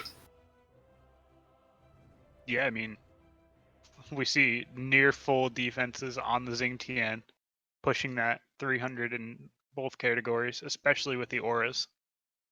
And I mean, look at the Ardio. I mean, she had a ton of HP 5 as well, and I think that's a very underrated stat. Yeah. Want to say she had something like 85? Yeah, 85, 86. I mean, that's a lot of passive healing. And that's not even counting if she gets hit with Umoja or Kakolan to proc the binding. Yeah, and I want to say that doesn't take into account the percentage-based heal on the Stone of Gaia as well. Yeah, so she's able to heal up pretty well. She does have the 2 healing moves in the kit as well, so do you think that was a big reason in her success going 10 and 1 there? Yeah. I definitely think that Jaws with a Z has quite a bit of a draft board to go back to and look at. Not that I think any of them played it necessarily poorly. I mean, we look at their early game and they did really well. The issue really came to where was their late game damage. I want to say it was dead most of the time. I believe the answer is dead. Yeah. Thanatos just able to get in and out. And I mean, that's the biggest part about Thanatos. You know, you ult in and you shouldn't be able to get out. You should just get collapsed on in those endgame fights. And they were spreading out just a little too much and they just weren't collapsing on him fast enough to take him out. Yeah.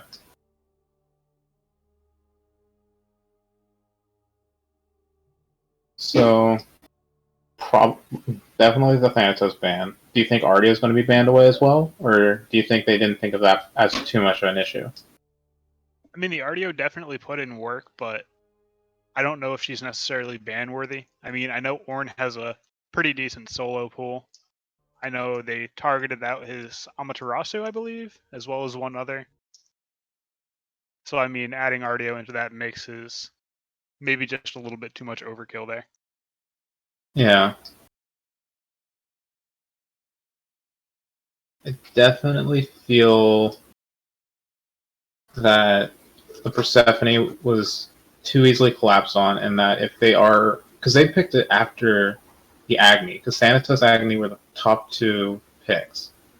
So I think going into next match that we see someone that's a lot more safer. Out of all the mages, it's hard to say exactly who, but at the same time, maybe Persephone just doesn't have the burst that they need to try and survive through it. I mean, she does have the massive CC, but she's not known for her crazy burst damage. I mean, if you can land out all of your little flower minions from the 2 into a ult, that can do some crazy damage, but that's a lot of hypothetical and setup required. Yeah. Well, we saw one of the fights start with Hachi at about a third of his HP because he got hit with 3 of the Persephone ones back to back. But again, that's not going to happen off cooldown, Yeah, I mean, I do think they could have maybe gotten a little bit more use out of a burstier mage in that regard. Maybe a Scylla, even Ra is pretty strong at the moment. Just something that's able to just kill someone outright. Yeah. Do you think we see the Emoja prioritized again, or do you think we go see someone else that's maybe not the best pick, but a bit more impactful when it comes to the team comp they want? Because I feel like the Emoja here, although Emoja being a top pick, doesn't necessarily do well with the rest of the team. Yeah, I mean, Yamoja, I mean, it's kind of divisive. I mean, if you're not picking her up, you kind of have to ban her, I think. And I mean, I don't know if you can quite afford that many bans. Is my only problem with it. I mean, the Emoji did fine. Her ults were pretty decent, but just wasn't working out quite as well as they could have. So it's hard to say. I know Reap has a very decent Umoja. I know it's one of his better picks. So, I mean, taking it or banning it are really the best options. Yeah, and I think I'd like to see a better draft around it because I mean her 3 just felt almost useless. It felt like Emoja really only used the 3 a few times to help escape than it was to help chase.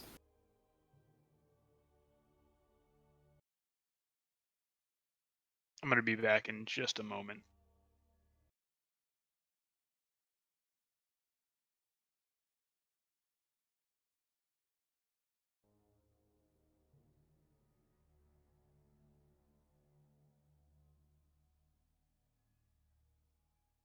We do see a staggering amount of wards for a 60-minute match, though.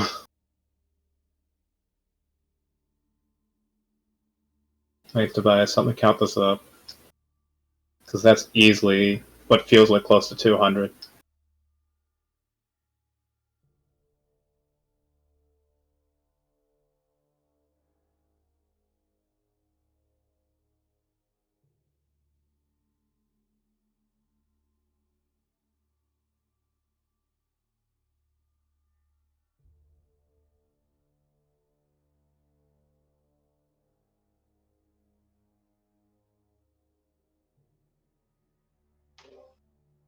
All right, I'm back.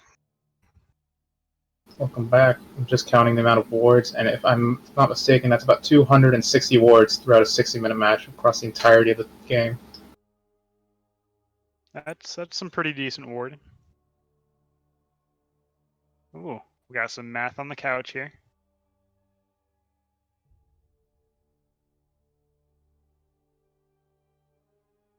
Oh, 268.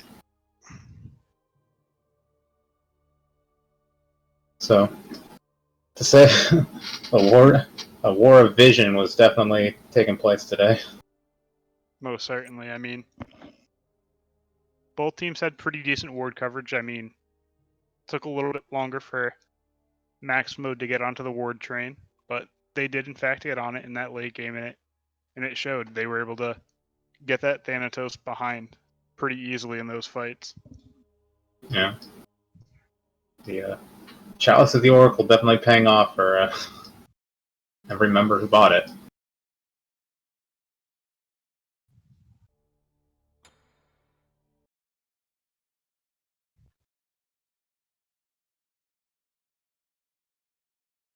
Still waiting for Game 3.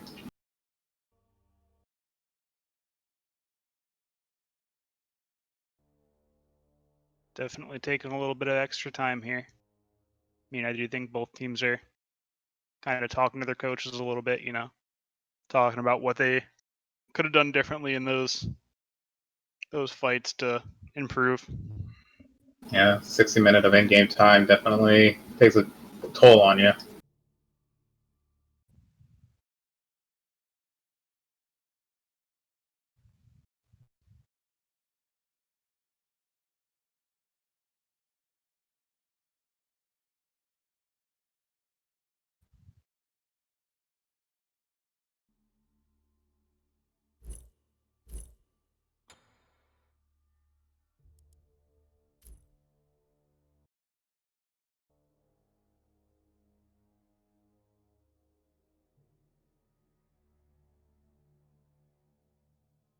To continue with somewhat useless math, that's 125 assists across both teams.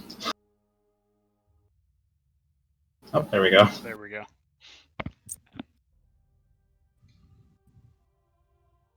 So we do see sides being swapped.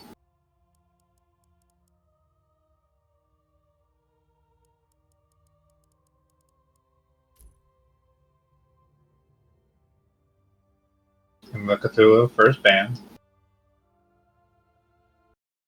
We saw MaxMode ban it for their first time around last match. So do you think it's just one of those things they don't like playing against it, or? Yeah, I mean, Cthulhu definitely not the funnest god to play into. Plays that solo lane extremely well. Plays support pretty decently. And I mean, he's just annoying to fight, and we do see the Thanatos ban immediately. Putting respect onto that. Persephone, another ban out. A little surprised, not going to lie. I think the Persephone did fine, but obviously they think it did better. There's the Ardio ban. The Ardu ban, definitely not one that I was necessarily expecting. I mean, it did very well, so it's understandable there.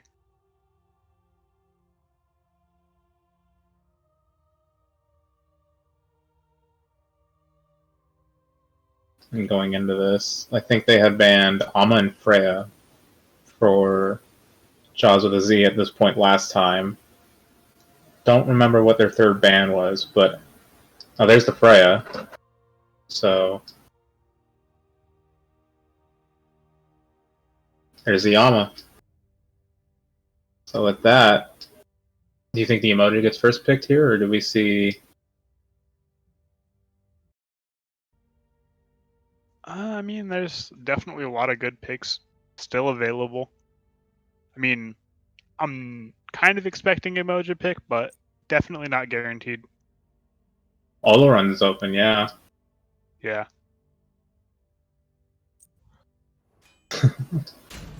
And we do see the Oloron pick up there.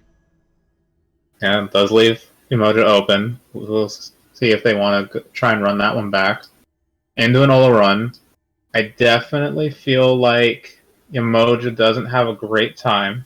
Does make it so that if they are fighting within Oloron ult, Emoji has obviously a lot harder casts. And there's a Ganesh and Naja. Ganesh definitely a super strong support there, and Naja, I mean, we've been seeing him a lot lately. I want to say Noah played him yesterday. I mean, definitely a solid jungler. I would not say, super top tier or anything, but if it's a comfort pick, it's a very decent one. Yeah, as we see the Kakolan and Yamoja picked up. So, going into this, Oleron most likely going to go to the long lane, so that just leaves them having to pick up their mid and jungle. Or solo. Again, you can always flex the Kakolin. Not that I think it would be the greatest, but it's possible. So, Wukong is the hovered selection and locked in. So what are your thoughts on the Wukong versus Kakolin matchup? Now, I mean, I'm not a great solo player, but I know that Sun Wukong is considered very strong right now. I mean, he gets that soul leader relatively normally, and I mean, he's able to sustain pretty well. Cullen, however, still another strong pick. And I mean, he's definitely going to have better mana sustain, not having mana at all. Well, then I guess I should pose it as into going into a team fight. Which one would you rather have on your team? I think in a team fight, Cullen's just a little bit more useful. Yeah, I definitely that big knockup. Yeah, I definitely agree. I feel like it's definitely dependent on it, how decently ahead the Kakolin is, right? Because you definitely have that brief window of being able to knock him out before he transforms. Yeah, and we do see the Kali ban. Kali and Thanatos banned out. Those are the only two gods that we've seen Tweaky play in the league. As well as the Susanoo ban. I mean, he's definitely a pretty mechanically skilled player, going by the Thanatos gameplay, so Susanoo is definitely a very solid ban there. As we also see a Raijin and Morgan banned out. Picking on the mid lane, leaving gods like Hou open. Although, with that being said, I'm surprised we didn't see Heimdall picked up. Yeah, I mean, Heim is definitely solid. I mean, if you don't know how to manage his, the portal well enough, I mean, you can get into a lot of trouble without any dash or whatnot, so it's hard to say. We see a Scylla. Scylla combo is great with Naja, able to drop the Crush and the ultimate onto the landing. And we also saw the Hachiman and Nemesis picked up as the final two for MaxMode. Thoughts on the Nemesis into this comp? I mean, Nemesis, always strong, extremely strong right now, definitely a top tier jungler. And I mean, Ganesh is certainly going to have a lot of protections to steal. Sun Wukong. Naja generally built relatively hybrid unless he's going for one shots, so definitely a lot of good targets for that Nemesis ult.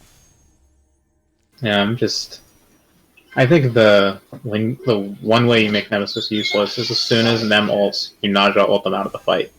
Because if I remember correctly, Naja ult lasts about as long as Nemesis ult's duration is, basically making it not mute, because the protection reduction is still there, but it does at least help mitigate that.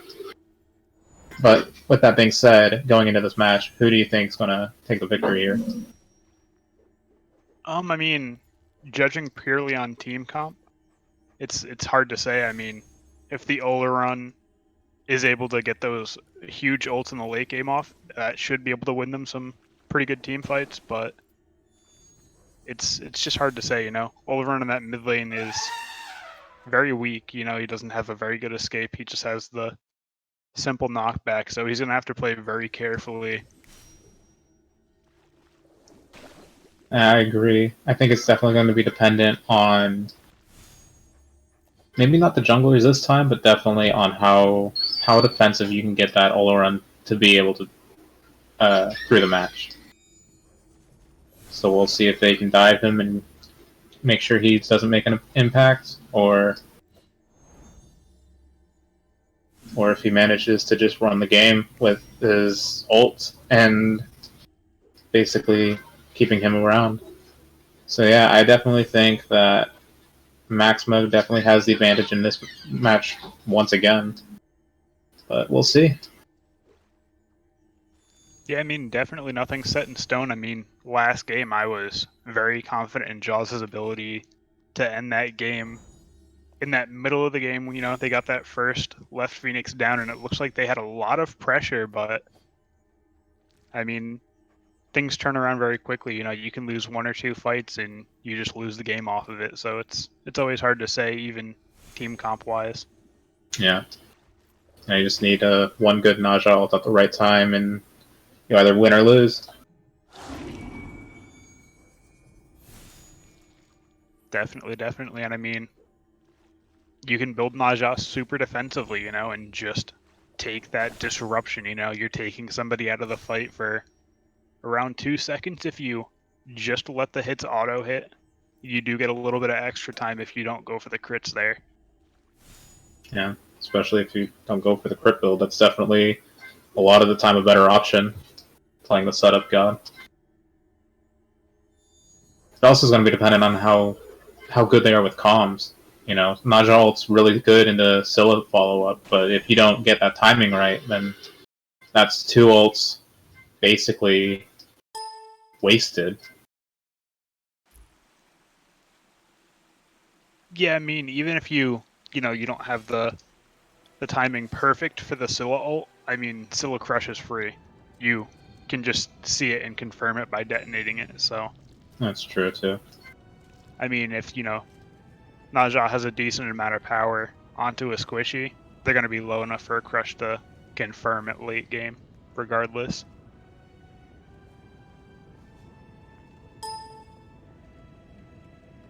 So, going into lane matchups, though, I definitely feel that Hoyi Ganesh are going to have a bit more clear speed than the Yamoja Hachi, which is going to help because, in general, I think Yamoja Hachi just have a bit better in terms of fighting potential early.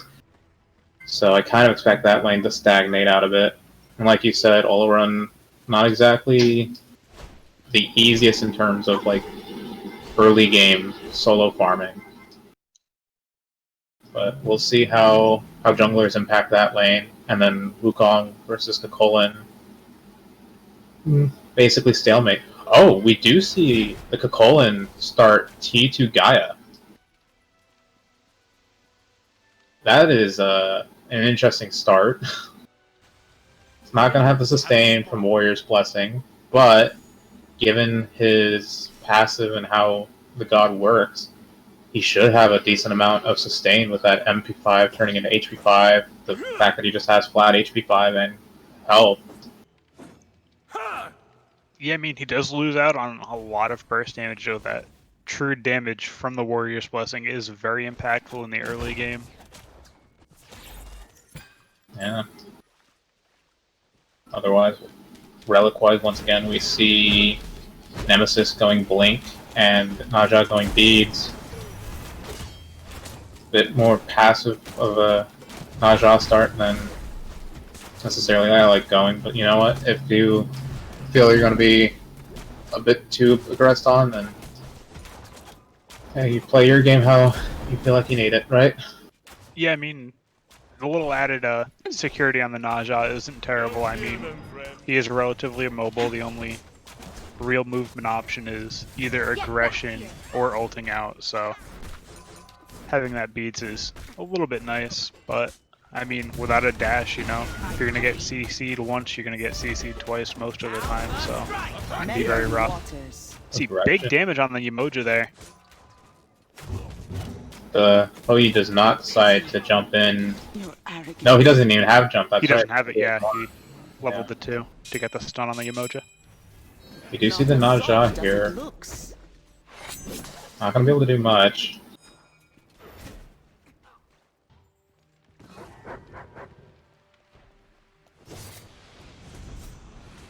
Hey, I'm not done yet. Nemesis using both dashes to clear. Scylla more or less out of mana, getting a decent amount of poke from the Olorun, is going to have to back off this wave.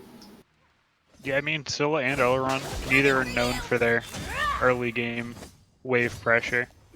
Both struggle just a little bit with clearing that early wave before Scylla can get a little bit more power online. Yeah. Seems like aggression in the dual lane is still as much as it was before. Mojo, of course, has full ohms, going to be able to get away. One more auto would do it, but unfortunately, just not enough range. That bit extra movement speed from Yamoja is going to be enough. Again, I mean, that's just great teamwork there from Trasumi and Lucio. I mean, they're just constantly getting those, what is it? I guess it would be kind of a knockup, whatever you want to call the grab into Ganesha 3. Yeah. Yeah, is it a grab? I think it's classified as a grab into knockup. I'm not done yet. I'm always confused on what CCs are called what. Yeah. I always get corrected. Skipper's always like, no, that's a snare, not a root. Like, I don't know the difference. I don't know what's going on. I'm just killing people. I mean, that's the best form of C, isn't it? Yeah, I mean, you know, it's the longest lasting too. Yeah. You know, those death You do see the timers take Nemesis pretty long. having back finishing the Golden Blade is going to have an advantage going into whatever fight over Naja, having only gotten T2 boots here. Did see Naja run out of mana way before the Nemesis did on his clear rotation. Yeah, I mean, he did go for the gank, you know. We've seen him miss a couple of sashes, so he's missing some mana from that instead of the farming that the Nemesis is doing. And I mean, you can see the big difference in farm there. Look at the jungle stacks, you know. 28 opposed to 20. And as we are here over in dual lane, we saw the zoning coming out from both Trasumi and Lucio. And obviously, you're going to do what you can when it comes to a competitive match, but in general, Be still. personally, I always dislike that. There's like the fact that you're just farming or keeping them from farm. Ooh, good ricochet. Fortunately, not enough to kill the Hoi, and Emoja's going to be there to just heal.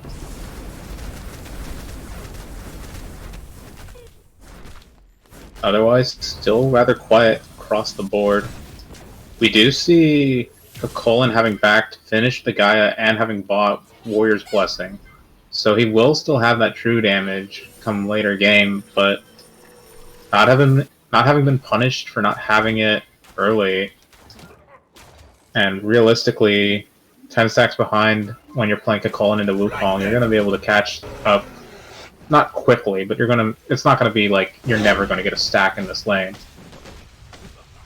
Yeah, I mean, Wukong does want to be pretty up close, so I mean, you're going to have plenty of opportunities to stack it, but I mean, it does lose some of its impact early, you know? I mean, the, what is it, 25 true damage? The Is 25 significant early, but, you know, you get into the 6-minute mark where it's not quite as potent. Yeah. So the defense stats you do get from it from when it's evolved is still going to be quite nice. That early true damage is, like you said, going to be missed. Especially when you look at Wukong, who now has defense, has a good ability to escape. Of course, when you miss the Jingo Bang like that. Nemesis is making this rotation over. It's going to be a 2v2 still. Moja is coming from the mid lane. Sun's come out. Silence on the Nem. Nem does ult. And it looks like Hachi's going to chase for the Ganesh, but the Emoji's going to pick it up first. And, well, Hachi's going to be caught out, and that's going to be a 1-for-1. Support for ADC, but First Blood does go on to MaxMode's support. Yeah, I mean, you know, not the best of trades. But, I mean, First Blood is pretty significant. I mean, we do see just a small go bleed, nothing too significant yet.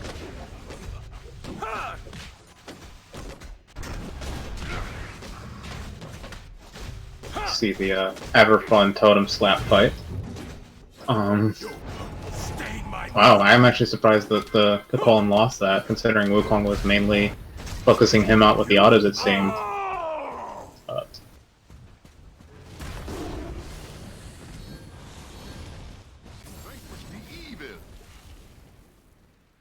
Oloran out of mana, it's gonna have to back soon. You see as both supports make their way to the mid lane.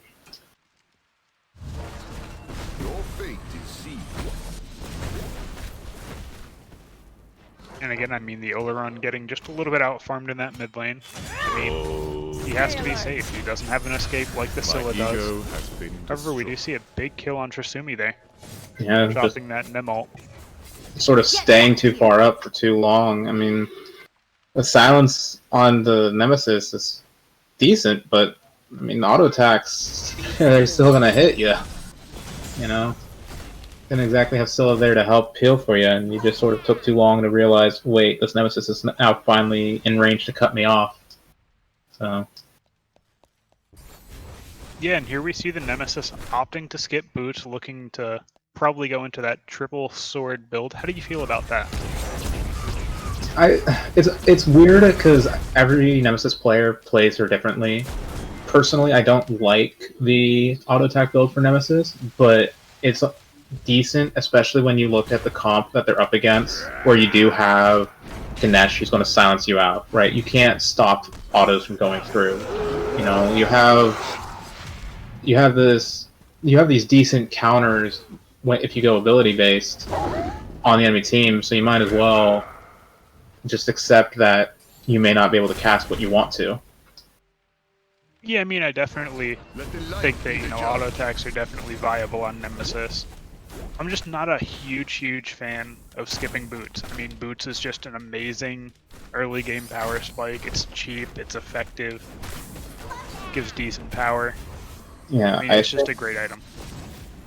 Yeah, if you put yourself behind by skipping boots, obviously, I think you're playing rather poorly. But if you're able to get a decent lead, I mean, not that one level up is a decent lead as a solo kill comes through, but as long as he's not being punished for not having boots, I think he's fine with the boot skip, because it's really just about 900-ish, no, about 1100 gold that he's saving. Ooh, Nemesis picking up the Sun Wukong, who apparently overstayed his welcome. Yeah, he was very low after diving that tower. T1 is going to fall first once more in the dual lane side for Jaws with a J getting the first blood tower.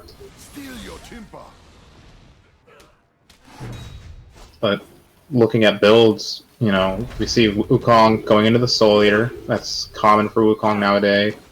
And we see Ninja Tabby picked up for Naja. Obviously with the Robin, Robin having his auto attacks be a major part of his passive is not too uncommon, but for someone like Naja, what are your thoughts on that? I'm actually a pretty big fan of Ninja Tabby on Naja.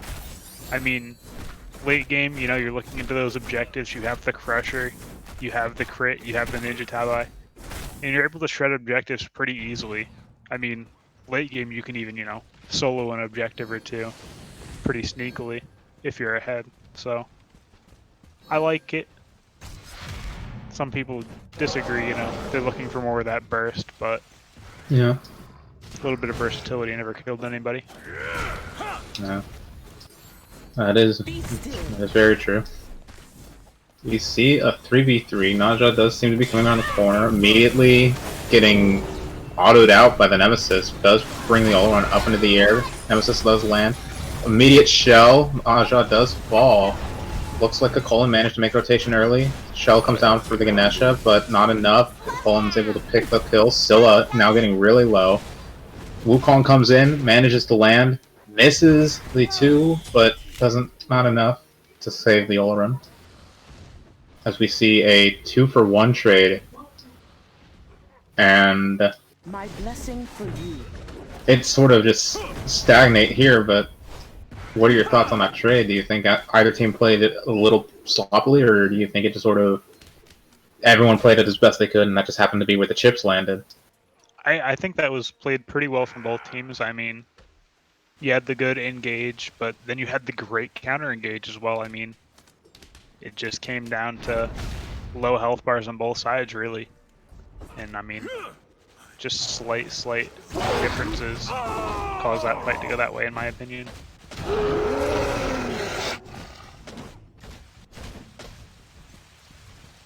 Yeah, I mean, especially We didn't even mention the fact that the Oleron in mid went Mage's Blessing instead of Hunter's, meaning even though his autos are going to hit a little bit less, his abilities are going to hit it that much more, but with Ring of Hecate finished, you really can't let him start hitting you in the back. He's about to do a lot more damage than you probably expect. I mean, still already poked down to about half just off of a single combo from Oleron. Yeah, I mean, I do think that Mage's Blessing is a, relatively good call there. It's going to help him with that early game clear. It's going to buff that 1, it's going to buff that 2. Just a hair. Yeah. And, I mean, that's going to help him clear just a little bit.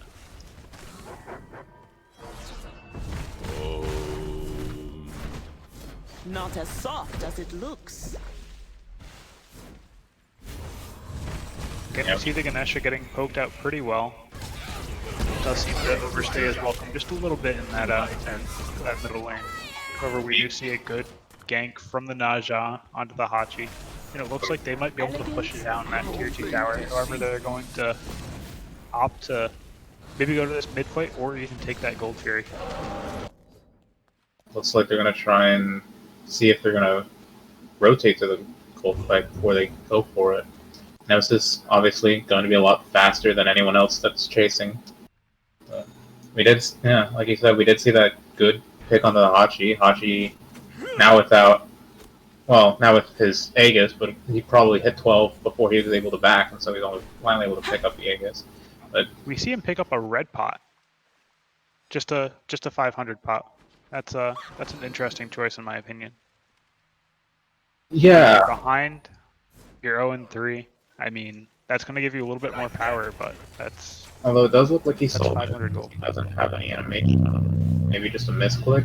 But Yeah, I mean, it looked like he walked out of base with it, but I'm not sure. I mean, it could have just been a little bit of a bug. He might have accidentally picked it up and sold it, and it just took a little bit of time to leave the item screen.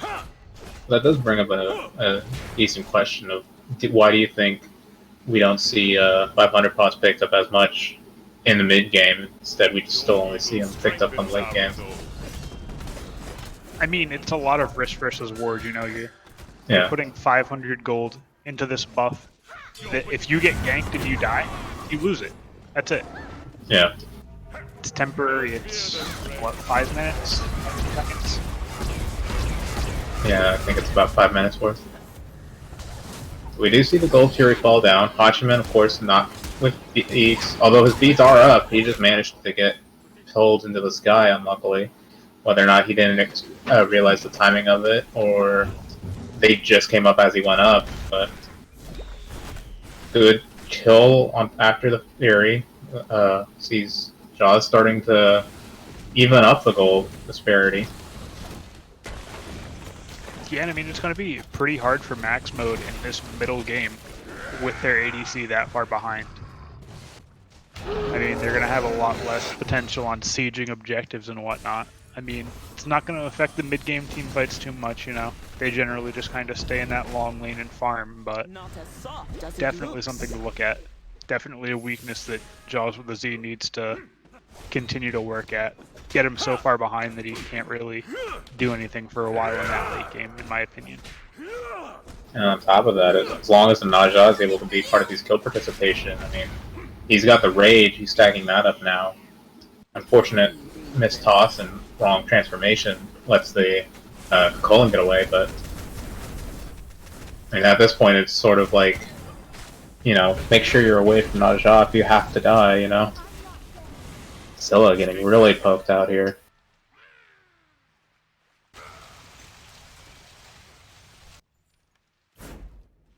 We also see the shell picked up for the Naja second relic. What are your thoughts on that? Do you think it's just, I'm going to go more glass cannon, so I'm going to make sure if I get hit twice, I have the opportunity to get out, or I might be going in a bit riskily, so let me pick this up and then I can get pre-initiate? Now, I love shell. I love to see as many shells as you can fit on a team. It's just something that my team does, and I think we find a lot of success with that, and I mean, maybe not for everybody, but I like it. Yeah.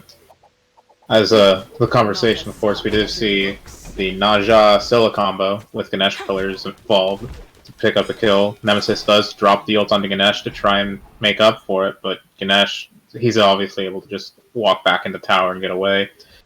So, a good fight for Jaws with a Z. Now they're able to walk over to this Pyromancer.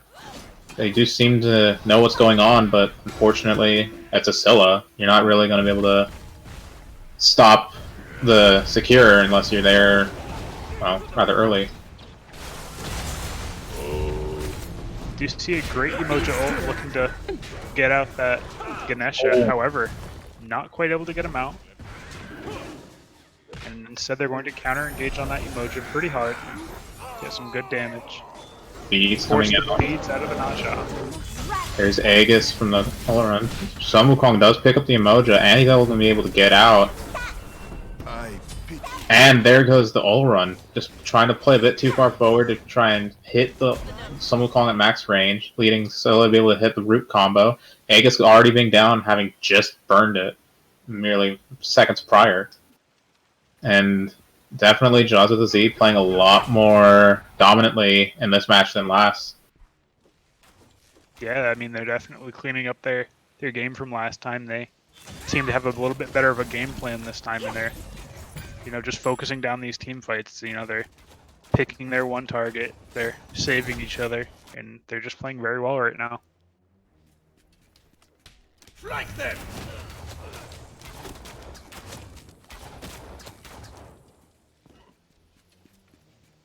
See the Naja now going into defense even, where Nemesis is going into the Blade. Most likely going to be that Kinsai.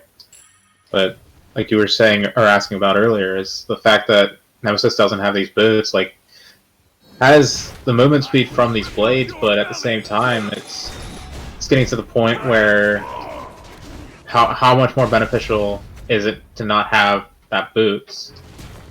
And 1-0 and 3 hasn't been any of these deaths that you could contribute. Like, well, if you have boots, you could get out, but at the same time, you know, the same argument can be made. It's like, well, if you had the damage from boots, we could have gotten this kill. So. All-run, insta beads, Nemesis, Naja having the shell to get out. 2 ults for 1. Shell's also consumed, as well as beads. And mid lane going back into stalemate. We did see the Kukulkan rotate over just in case, but that does leave the Wukong to be able to take the tower for free. And Not as soft as it looks. this game definitely feels a bit more night and day. Obviously, Team Comp playing a big reason. I think the lack of auto attack damage that Jaws with a Z had last time, you know, definitely had a big part of it.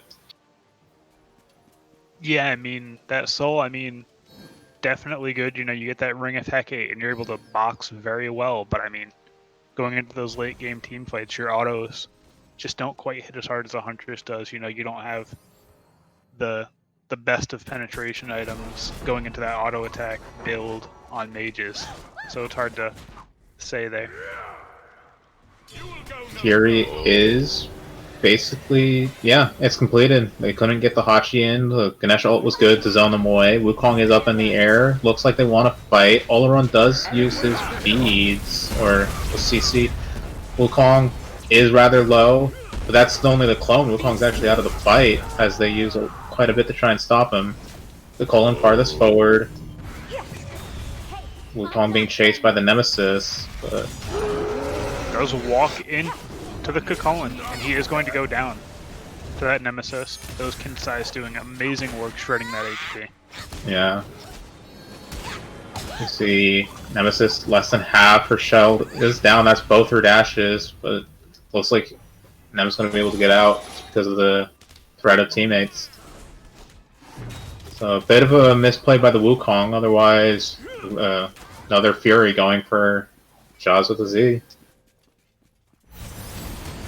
Yeah, and I mean, we do see some good aggression onto this tower, looking to take down this tier 1 tower, but it could be costly if they play this right. That is a huge Scylla ult into Keeping the all- Ganesh ult. All stuck in there. That's wow. We're kind of surprised Naja is able to manage to make their way out. Good trade, 1-for-1. The Hou Yi is now here.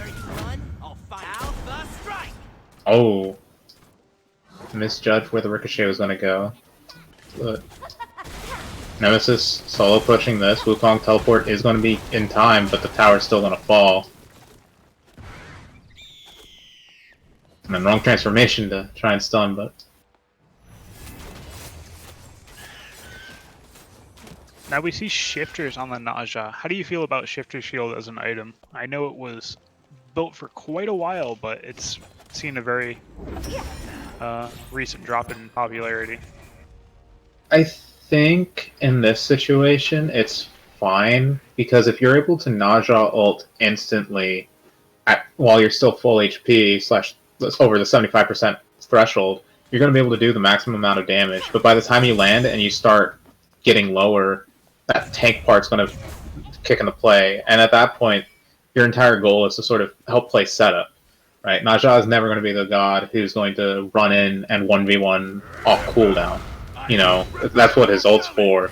So, I don't think it's the best item. I definitely see where the thought process behind it here is.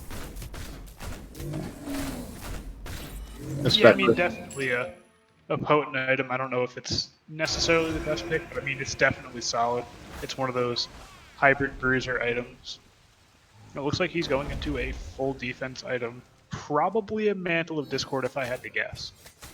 I think that would be a good guess. There is a bit of CC, but the Naja has been pretty good about avoiding it, so the Mantle's probably going to be where he goes with it. But realistically, I think it's going to be whatever he has money on his next back for.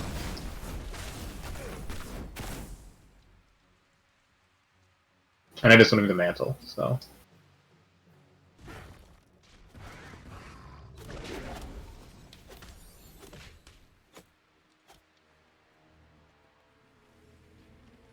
Nemesis, having finished the Serrated Edge, has all the blades with Kinsai.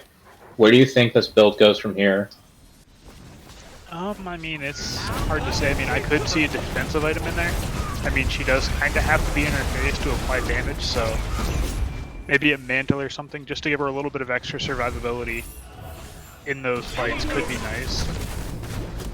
Wukong. Oh, that's good. What's the clone? A lot of volts used with clone, backline being dope, but Naja still had ult for it, and Nemesis instantly blown up.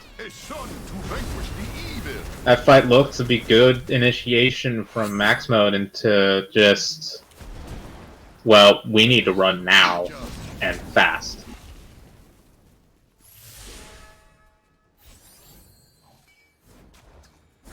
Looks like Jaws of the Sea don't want to just go back and start fire, but they're moving over now. But do you think that they have enough time with how slowly they moved over to take it?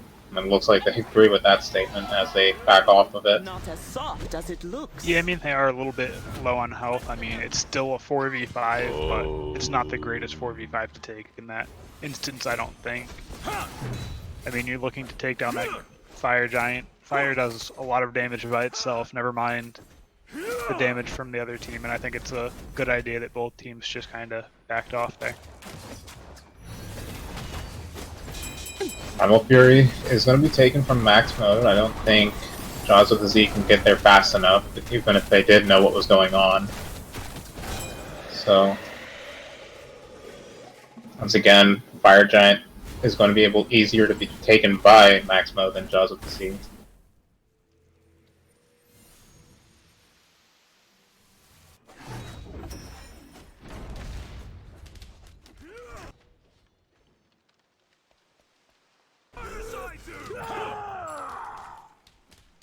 Otherwise, everyone's sort of just farming, potentially wanting that one last item before they go do the dance over by Fire Giant.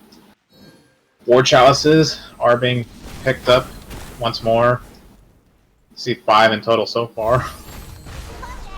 Yeah, definitely getting some big pickups there, you know. Gotta get them relatively early to make sure you get full use out of them. Yeah.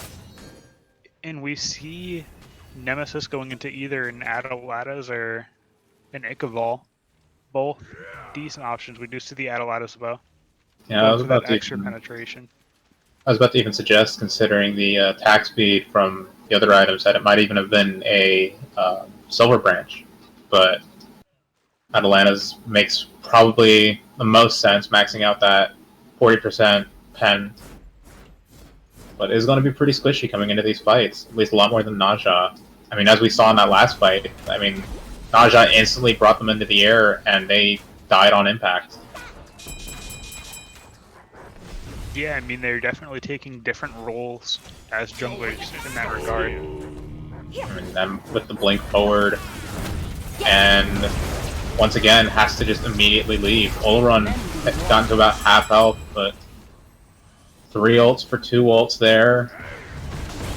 But once more, look at where this team fight is. I mean, it feels like no one knows where everyone is. And at this instance, it helped MaxMode with Wukong falling, and now there goes the Ho Yi and Kakolin full HP. Yeah, and that is an amazing fight for MaxMode there. Looks like they might even look to chase down this Naja or Scylla. Looks like they are able to take down the Naja. And I think that right now they have a very good push here. I mean, they can take that middle tower, and it looks like they are going to opt to go to that Fire Giant immediately. Get that buff and maybe, you know, look to regroup and start pushing down those towers.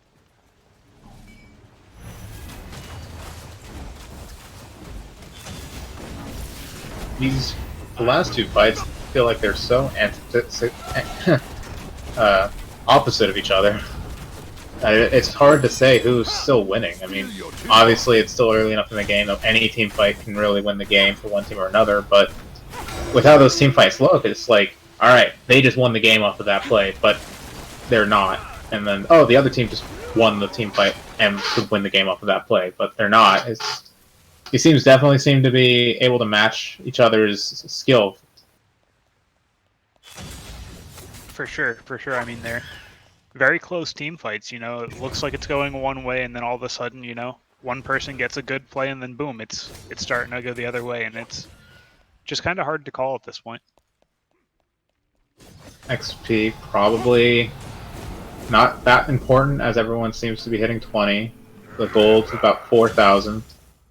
Yeah, decent difference between Ganesha and Yamoja, the XP difference, but otherwise it's mainly going to be the gold difference. I mean, we see Ganesh, what, 2 full items behind?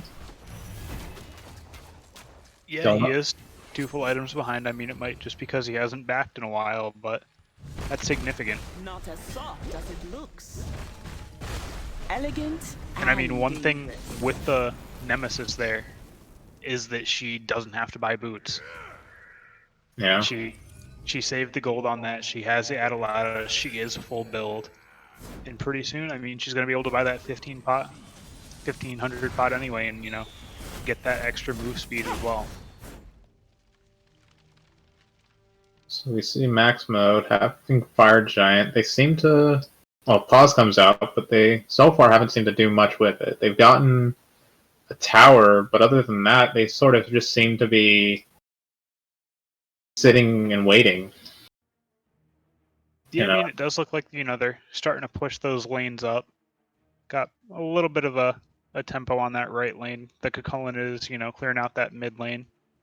And I mean, they're grouping up on that left tower. I mean, they're looking to take down that map, you know, one by one, you know, taking out those towers until they can just, you know, have those phoenixes left.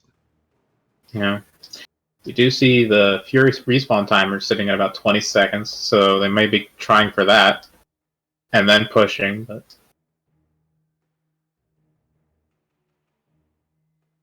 Otherwise... I mean, if you had to guess, how long do you think that Jaws with a Z would have to stall this game before they can really start feeling like they have the items online that they're no longer behind as much as they are? I mean, at this point, you know, they're still racking quite a bit of gold. I think they need to really stall this out for at least another 7 or 8 minutes before they really start to come online. Get those full builds. I mean, Yeah. right now, it's 5 versus 5 going into this tier 2 tower on left, or possibly the Gold Fury, whichever one they decide to push for. And I mean, that Fire Giant's going to peter out. It's going to take a little while. It's still pretty fresh, but And about 2 minutes left on the Fire Giant. And then this next Fire Giant will be enhanced once it spawns.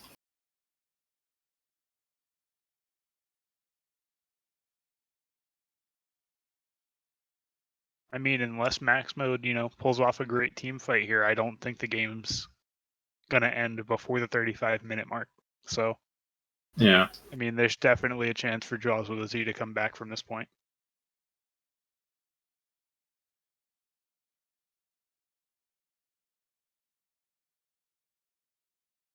It does look like it's going to be that Fury fight. We see both Cullen and Nemesis in the mid lane. Naja missing the sash, but Wukong dashing forward does hit the Hachi, but Hachi down to half HP. Cullen dashes forward, does get stunned. He's going to ult, but hits 2. Nemesis there as well, but again, looks like Houyi's going to be able to just manage to... No, he's going to get able to be run down, and Ganesh running into the range. Oh, a bit of a question mark on prioritization. Jaws with a Z are just barely managing to get themselves out of danger. It looks like Naja should fall here. Scylla does fall in the backline, and there goes the Naja thanks to the hot cavalry. And they do manage to pick up the Kukulin, but that's 3 for 1. Yeah, and I just don't see any real chance for them to be able to defend this left tier 2 or even that left Phoenix if they do choose to go for it there. Houyi getting his back stopped by the back camps. Yeah, I mean, this is a Hachi main and an Ola run with Fire Giant. They have the banner there for the extra attack speed. Olaron just Olaron does trade his life for damage on the Phoenix, and he does not quite take it down. Hachi also does get chased down there. That's a double. Poison Star is going to stop her movement speed, but Umoja is just going to manage to make her way out. Did take a bit of an awkward pathing. If the jump was up, I think you might see Umoja being aggressed on, but you never know, right? If it weren't for the fact that the jungler always goes for the speed buff, Nemesis could have potentially been there and stopped them from chasing. And we do see Yone Fury. It will fall, most likely, to Jaws of the Z. And considering there's no one nearby, it will fall to Jaws of the Z. As Fire Giant falls off the last of the members in about 10 seconds time. Yeah, and I mean, they definitely got some decent mileage out of that Fire Giant. They got a couple of towers there. They got a good poke on that Phoenix, but I mean, without being able to take that out, they're not going to get too much of a lasting effect from it. And Jaws with a Z, they're going to be able to stall out, get the remaining gold they need to start finishing those builds, and it's definitely going to be a close game. As we see, I mean, Ganesh has already gotten back up to 2 levels, so now he's almost 20 as well. Granted, 2 levels is still 2 levels, but he now has that full pestilence. I mean, this is no longer a fight with him being 2 items down. He now is very much more comfortably in range for this next engagement. I mean, we do see the Divine and Pestilence as well as the Cursed Ankh from Ganesh. So we'll see how much this emote is going to be able to do in terms of healing come this next fight. That will also affect Nemesis's shield heal, if I remember correctly. As well as Olaron's 3, the knockback that does have a heal. Oh, yeah, that too. They do seem to be dropping this rather quickly, but here comes Jaws of the Sea. The Suns do come out, but not enough to steal. Emoja, no, that is the Olaron. He does fall, still up, and I'm a Monster. Does land on Emoja, but Emoja, of course, being tanky, having the Thieves and the Sovereignty, isn't in any real danger of falling. But we do see Jaws with a Z pull Fire Giant. No one's there. We have the Wukong and Naja zoning them away. Wukong is forced in the Somersault Club, but I'm sure they don't really care. And, ooh, Naja gets Nemesis up into the air. Wukong probably going to fall. Nemesis still alive. They do see the shell pop. Naja is well shelling. He's going to fall here. He's still alive. Manages to miss the banner, but here comes the rest of the team. Ooh, where did Hachi go? Hachi. Yeah, that is certainly a lot of damage out from that Hou Yi, you know? Able to hit those bounces with that Fire Giant buff enhanced. So, I mean, he's doing a lot of damage there. And now Jaws with a Z on the offensive here, looking to take down these towers. And it does look like they are going to opt to take down those remaining tier 2 towers before they start aggressing on the Phoenixes. Yeah, sure, it's a bit of miscommunication for that Ganesha ult. I feel like they could have potentially kept pushing forward, but it definitely would have been a bit risky. The Hodgman is down to 20, but I mean, you only need one pick on the wrong target to stop your siege, you know? Yeah, and I mean, you know, you unsuccessfully get damage on a Phoenix without killing it, and I mean, you don't get a whole lot of benefit out of it. However, getting down a tier 2 tower, that tower is never coming back. Yeah. Any damage you get onto it, that's final. So I do think that that's a great call on their part. Yeah, no, I completely agree with that.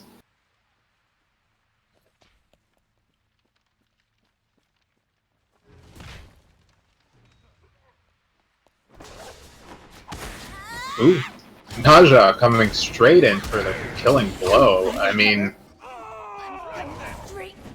like, I mean that's what happens when you don't have beads and you're a glass cannon. I mean, 1 second they're there with 3/4 of their HP, the next second they're dead. I mean, yeah, and I mean, be amazing. the Sun Wukong and the Naja are built pretty hybrid. You know, they both have, you know, pretty significant damage there, and I mean, with the Naja setup, the Sun Wukong is able to get that extra burst onto the Nemesis and take her down instantly. Yeah. And they are going to wander over to this tier 2 tower and take it down relatively uncontested. I mean, they are going to show some face there, clear that wave out, but they do still have the Fire Giant. It is 4 against 5, so it's definitely maybe not the greatest choice to try to defend it. All run, keeping his ult from being able to be used thanks to Ganesha silence. Scylla off the mark, all run having walked forward instead. Tower's still up, they're taking a lot of damage that they shouldn't be. All-Run does end up falling down. Oh, he's just free casting. Look at where he's running in from. He's up and down. He manages to take out the target. That's a triple kill. He's still low, but the tower's still alive. I mean, I would love to see the tower damage because I'm pretty sure that's where most of their health went. I mean, yeah, and we see a Deicide going the way of MaxMode.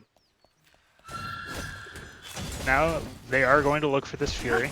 Now, I don't know if that's the greatest play. I mean, you have 2 people against 5. I mean, Umoja is able to push those minions up the wave very fast for them to be able to try to siege down one of those Phoenixes, but they are instead going to opt for the Fury, putting them in just a little bit better of a position to take that next Fire Giant. And they're looking for the invade. Elegant and dangerous. But yeah, I agree. I mean, the waves, they're not right on your objectives, but at the same time, I mean, the waves are stagnated on your side of the map. You might as well take them after you get the Fury. I mean, you invaded the red, which is going to be decent for, you know, your next fight, but if you lose your next fight, they don't have much. They don't have far to push before they can just sort of look for the end game. Yeah, I mean, definitely, you know, having minions pushed into your base is certainly rough in this end game. You know, I mean, if you get a decently stacked wave, it can auto push while you're dancing around a Fire Giant before you can really realize it. Yeah. A Fire Giant spawning in 10 seconds. Looks like Hachi's the only one who's not going to be here for this if it's picked up right away. Colin kind of up far alone. Hyro is grabbed. Everyone's sort of fragmented. Nemesis was rooted. Colin's sort of in the backline. Ult's down from Olorun. And Wukong's alone, Colin's alone. The only difference is Wukong has a bit of a better escape in general. Up into the somersault cloud, Nemesis did blink. Colin, 1 HP, manages to leap out. Olorun hit from over the wall by I'm a Monster. Excellent reset. Doesn't look like she's going to get another, but does manage to get close enough. Are they going to be able to drop Umoja? Yes, she does fall before she can start leaping away. And that's a good Fire Giant call now. They might be pushing forward if they have a minion wave, but overall, really messy fight. I mean, it's still messy. I mean, Naja goes up into the air, is going to land down. Hachi still going to survive for now. Colin does manage to pick up the Ganesh. The Phoenix is still alive. Naja falls. Phoenix finally falls. But I don't know. I mean, that was a good fight. I think we can both agree. But then this Phoenix Siege, how do you feel about that one? I don't really love the Phoenix Siege there. I mean, they definitely had the pressure to take that Fire Giant relatively uncontested there, but instead they opted to trade 2 for 2 with a Phoenix. I mean, definitely not great, but I mean, when you have the pressure and the tempo there, I do think it is a little bit of a misplay to avoid that Fire Giant call. Yeah, I mean, especially with the fact that you now have 30-second timers, whereas now it's 3v5 into this Fire Giant dance. I mean, Fire Waves are one thing, but they're in the mid lane. It's not exactly out of their way to defend and stay there.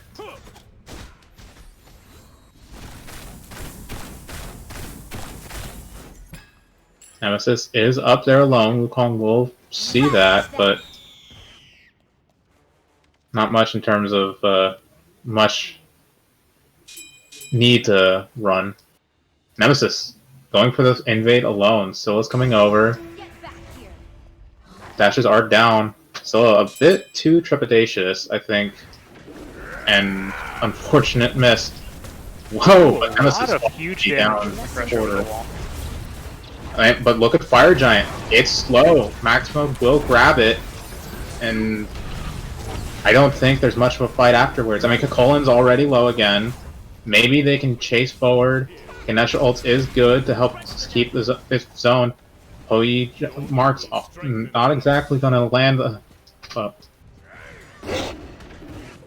Ooh, Umoja does get grabbed, but again, it's Umoja. She's rather slippery.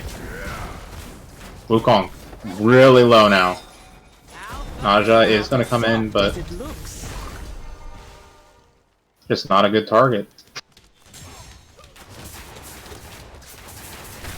Yeah, I mean, that's one thing to talk about. I mean, MaxMode has the quote-unquote triple ADC team comp there. You know, they have the attack speed Nemesis, they have the Older, and they have the Hachi. They're able to burst down those objectives rather quickly. And I do think that that's kind of contributing to their success there, you know.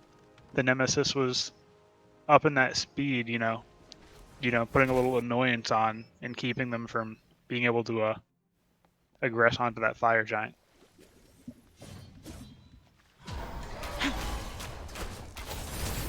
Of course, that leaves the only Fury for taking.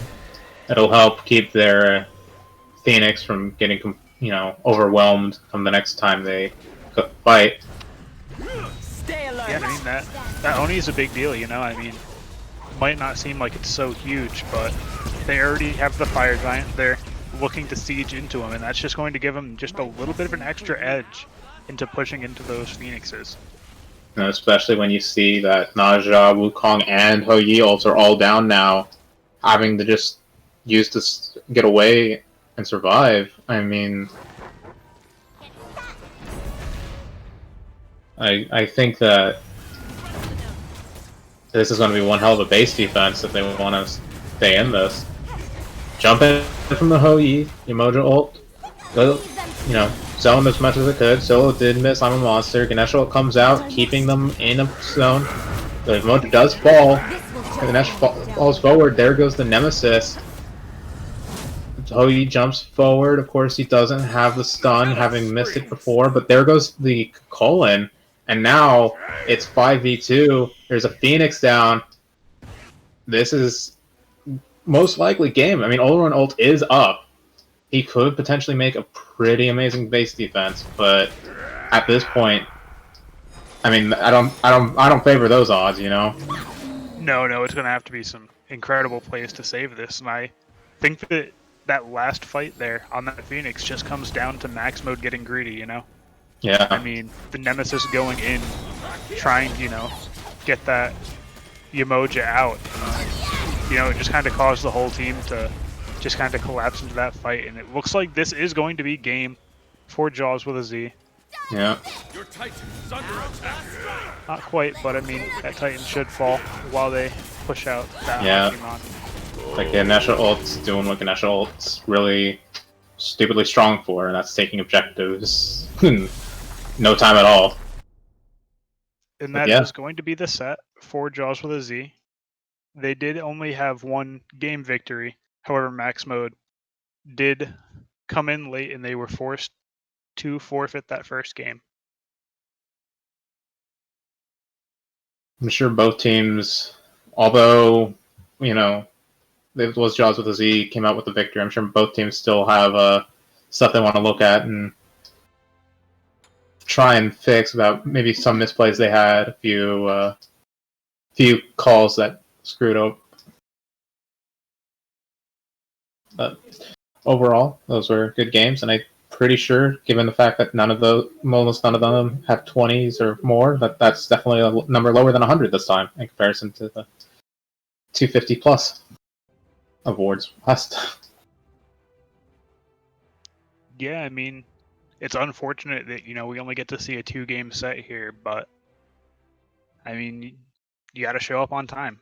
Mm-hmm. It's unfortunate that it has to go that way, but it is what it is. Looks like we are going to be getting an interview shortly. Looks like it will be Lucio Horde, the ADC. How's it going, Lucio? How are you guys feeling after that set there? I'm feeling pretty good. My team's feeling pretty good. The set it had its moments. It definitely did. It shows that we as a team have a lot of stuff to work on still, but that when it really matters and, when the boots are on the ground, we start running. Yeah, definitely. I mean, that first game was a little rough for you guys. It was back and forth, but the second game, you guys really cleaned up your team fights, cleaned up your game plan and drafting, and you guys just played a very solid game. Yeah, we definitely came into game 2 with a way more solid draft plan. We were like, okay, what did we mess up on game 1, or what do we feel like we kind of faltered at? And one of them was like DPS on the objective. So we were like, all right, we're gonna pick 2 gods that can DPS objectives. And so we got Huyi and Scylla. And so we started thinking a little bit more about what we needed to improve on from game 1 into game 2. And that definitely showed. We want to talk a bit about the difference between game 1 on for your jungler who got on Robin, and then this game on Naja. What kind of was that conversation like? Look, you're able to dive in and you're able to trade out 1 for 1, but now we need you to kind of play back and help defense. How does that kind of play style feel for your team? So it was definitely that we realized that against this team, we needed to pull out somebody. We either needed to pull out the tank or pull out the damage. And so the easiest way to do that is playing Neja, because Neja just jumps you into the ultimate, and then you get to basically dump damage on whoever lands. And even though we liked him on the Robin, and I think Dookie played really, really well on the Robin, I think that he's a little bit more comfortable on Neja, as we can see. And also, all on Neja, we already had that matchup before in our first set. So we were like, okay, we know that works. So we're just going to follow that up. It also works really well in Scylla, so it just melded really well into the draft that we wanted. All right.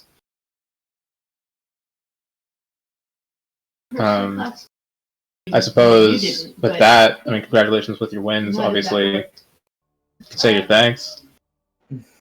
Yeah, no, that was that was great. Great game from my team. We felt really down that game one. I mean, our opponents, they really played it really, really well in game one, and they really made us respect, what they were trying to do.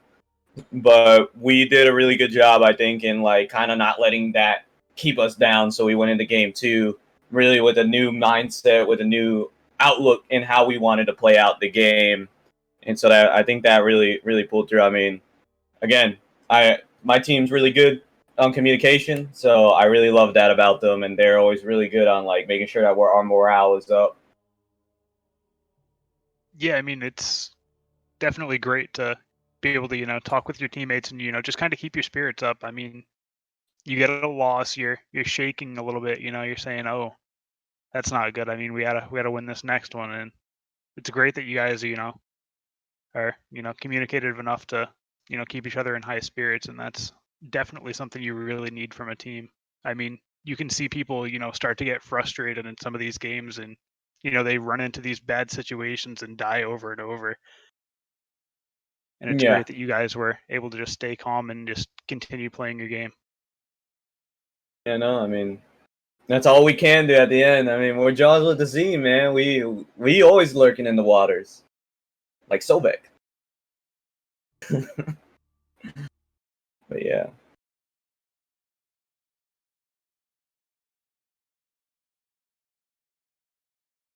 All right, well, I think that's about all the time we have for tonight. This is Ben Rulerman in Crazed Alaska here on the casting couch. Tobias has been streaming, and it's been the Reef Smite League Season 2, Week 2. Glad to see everybody here.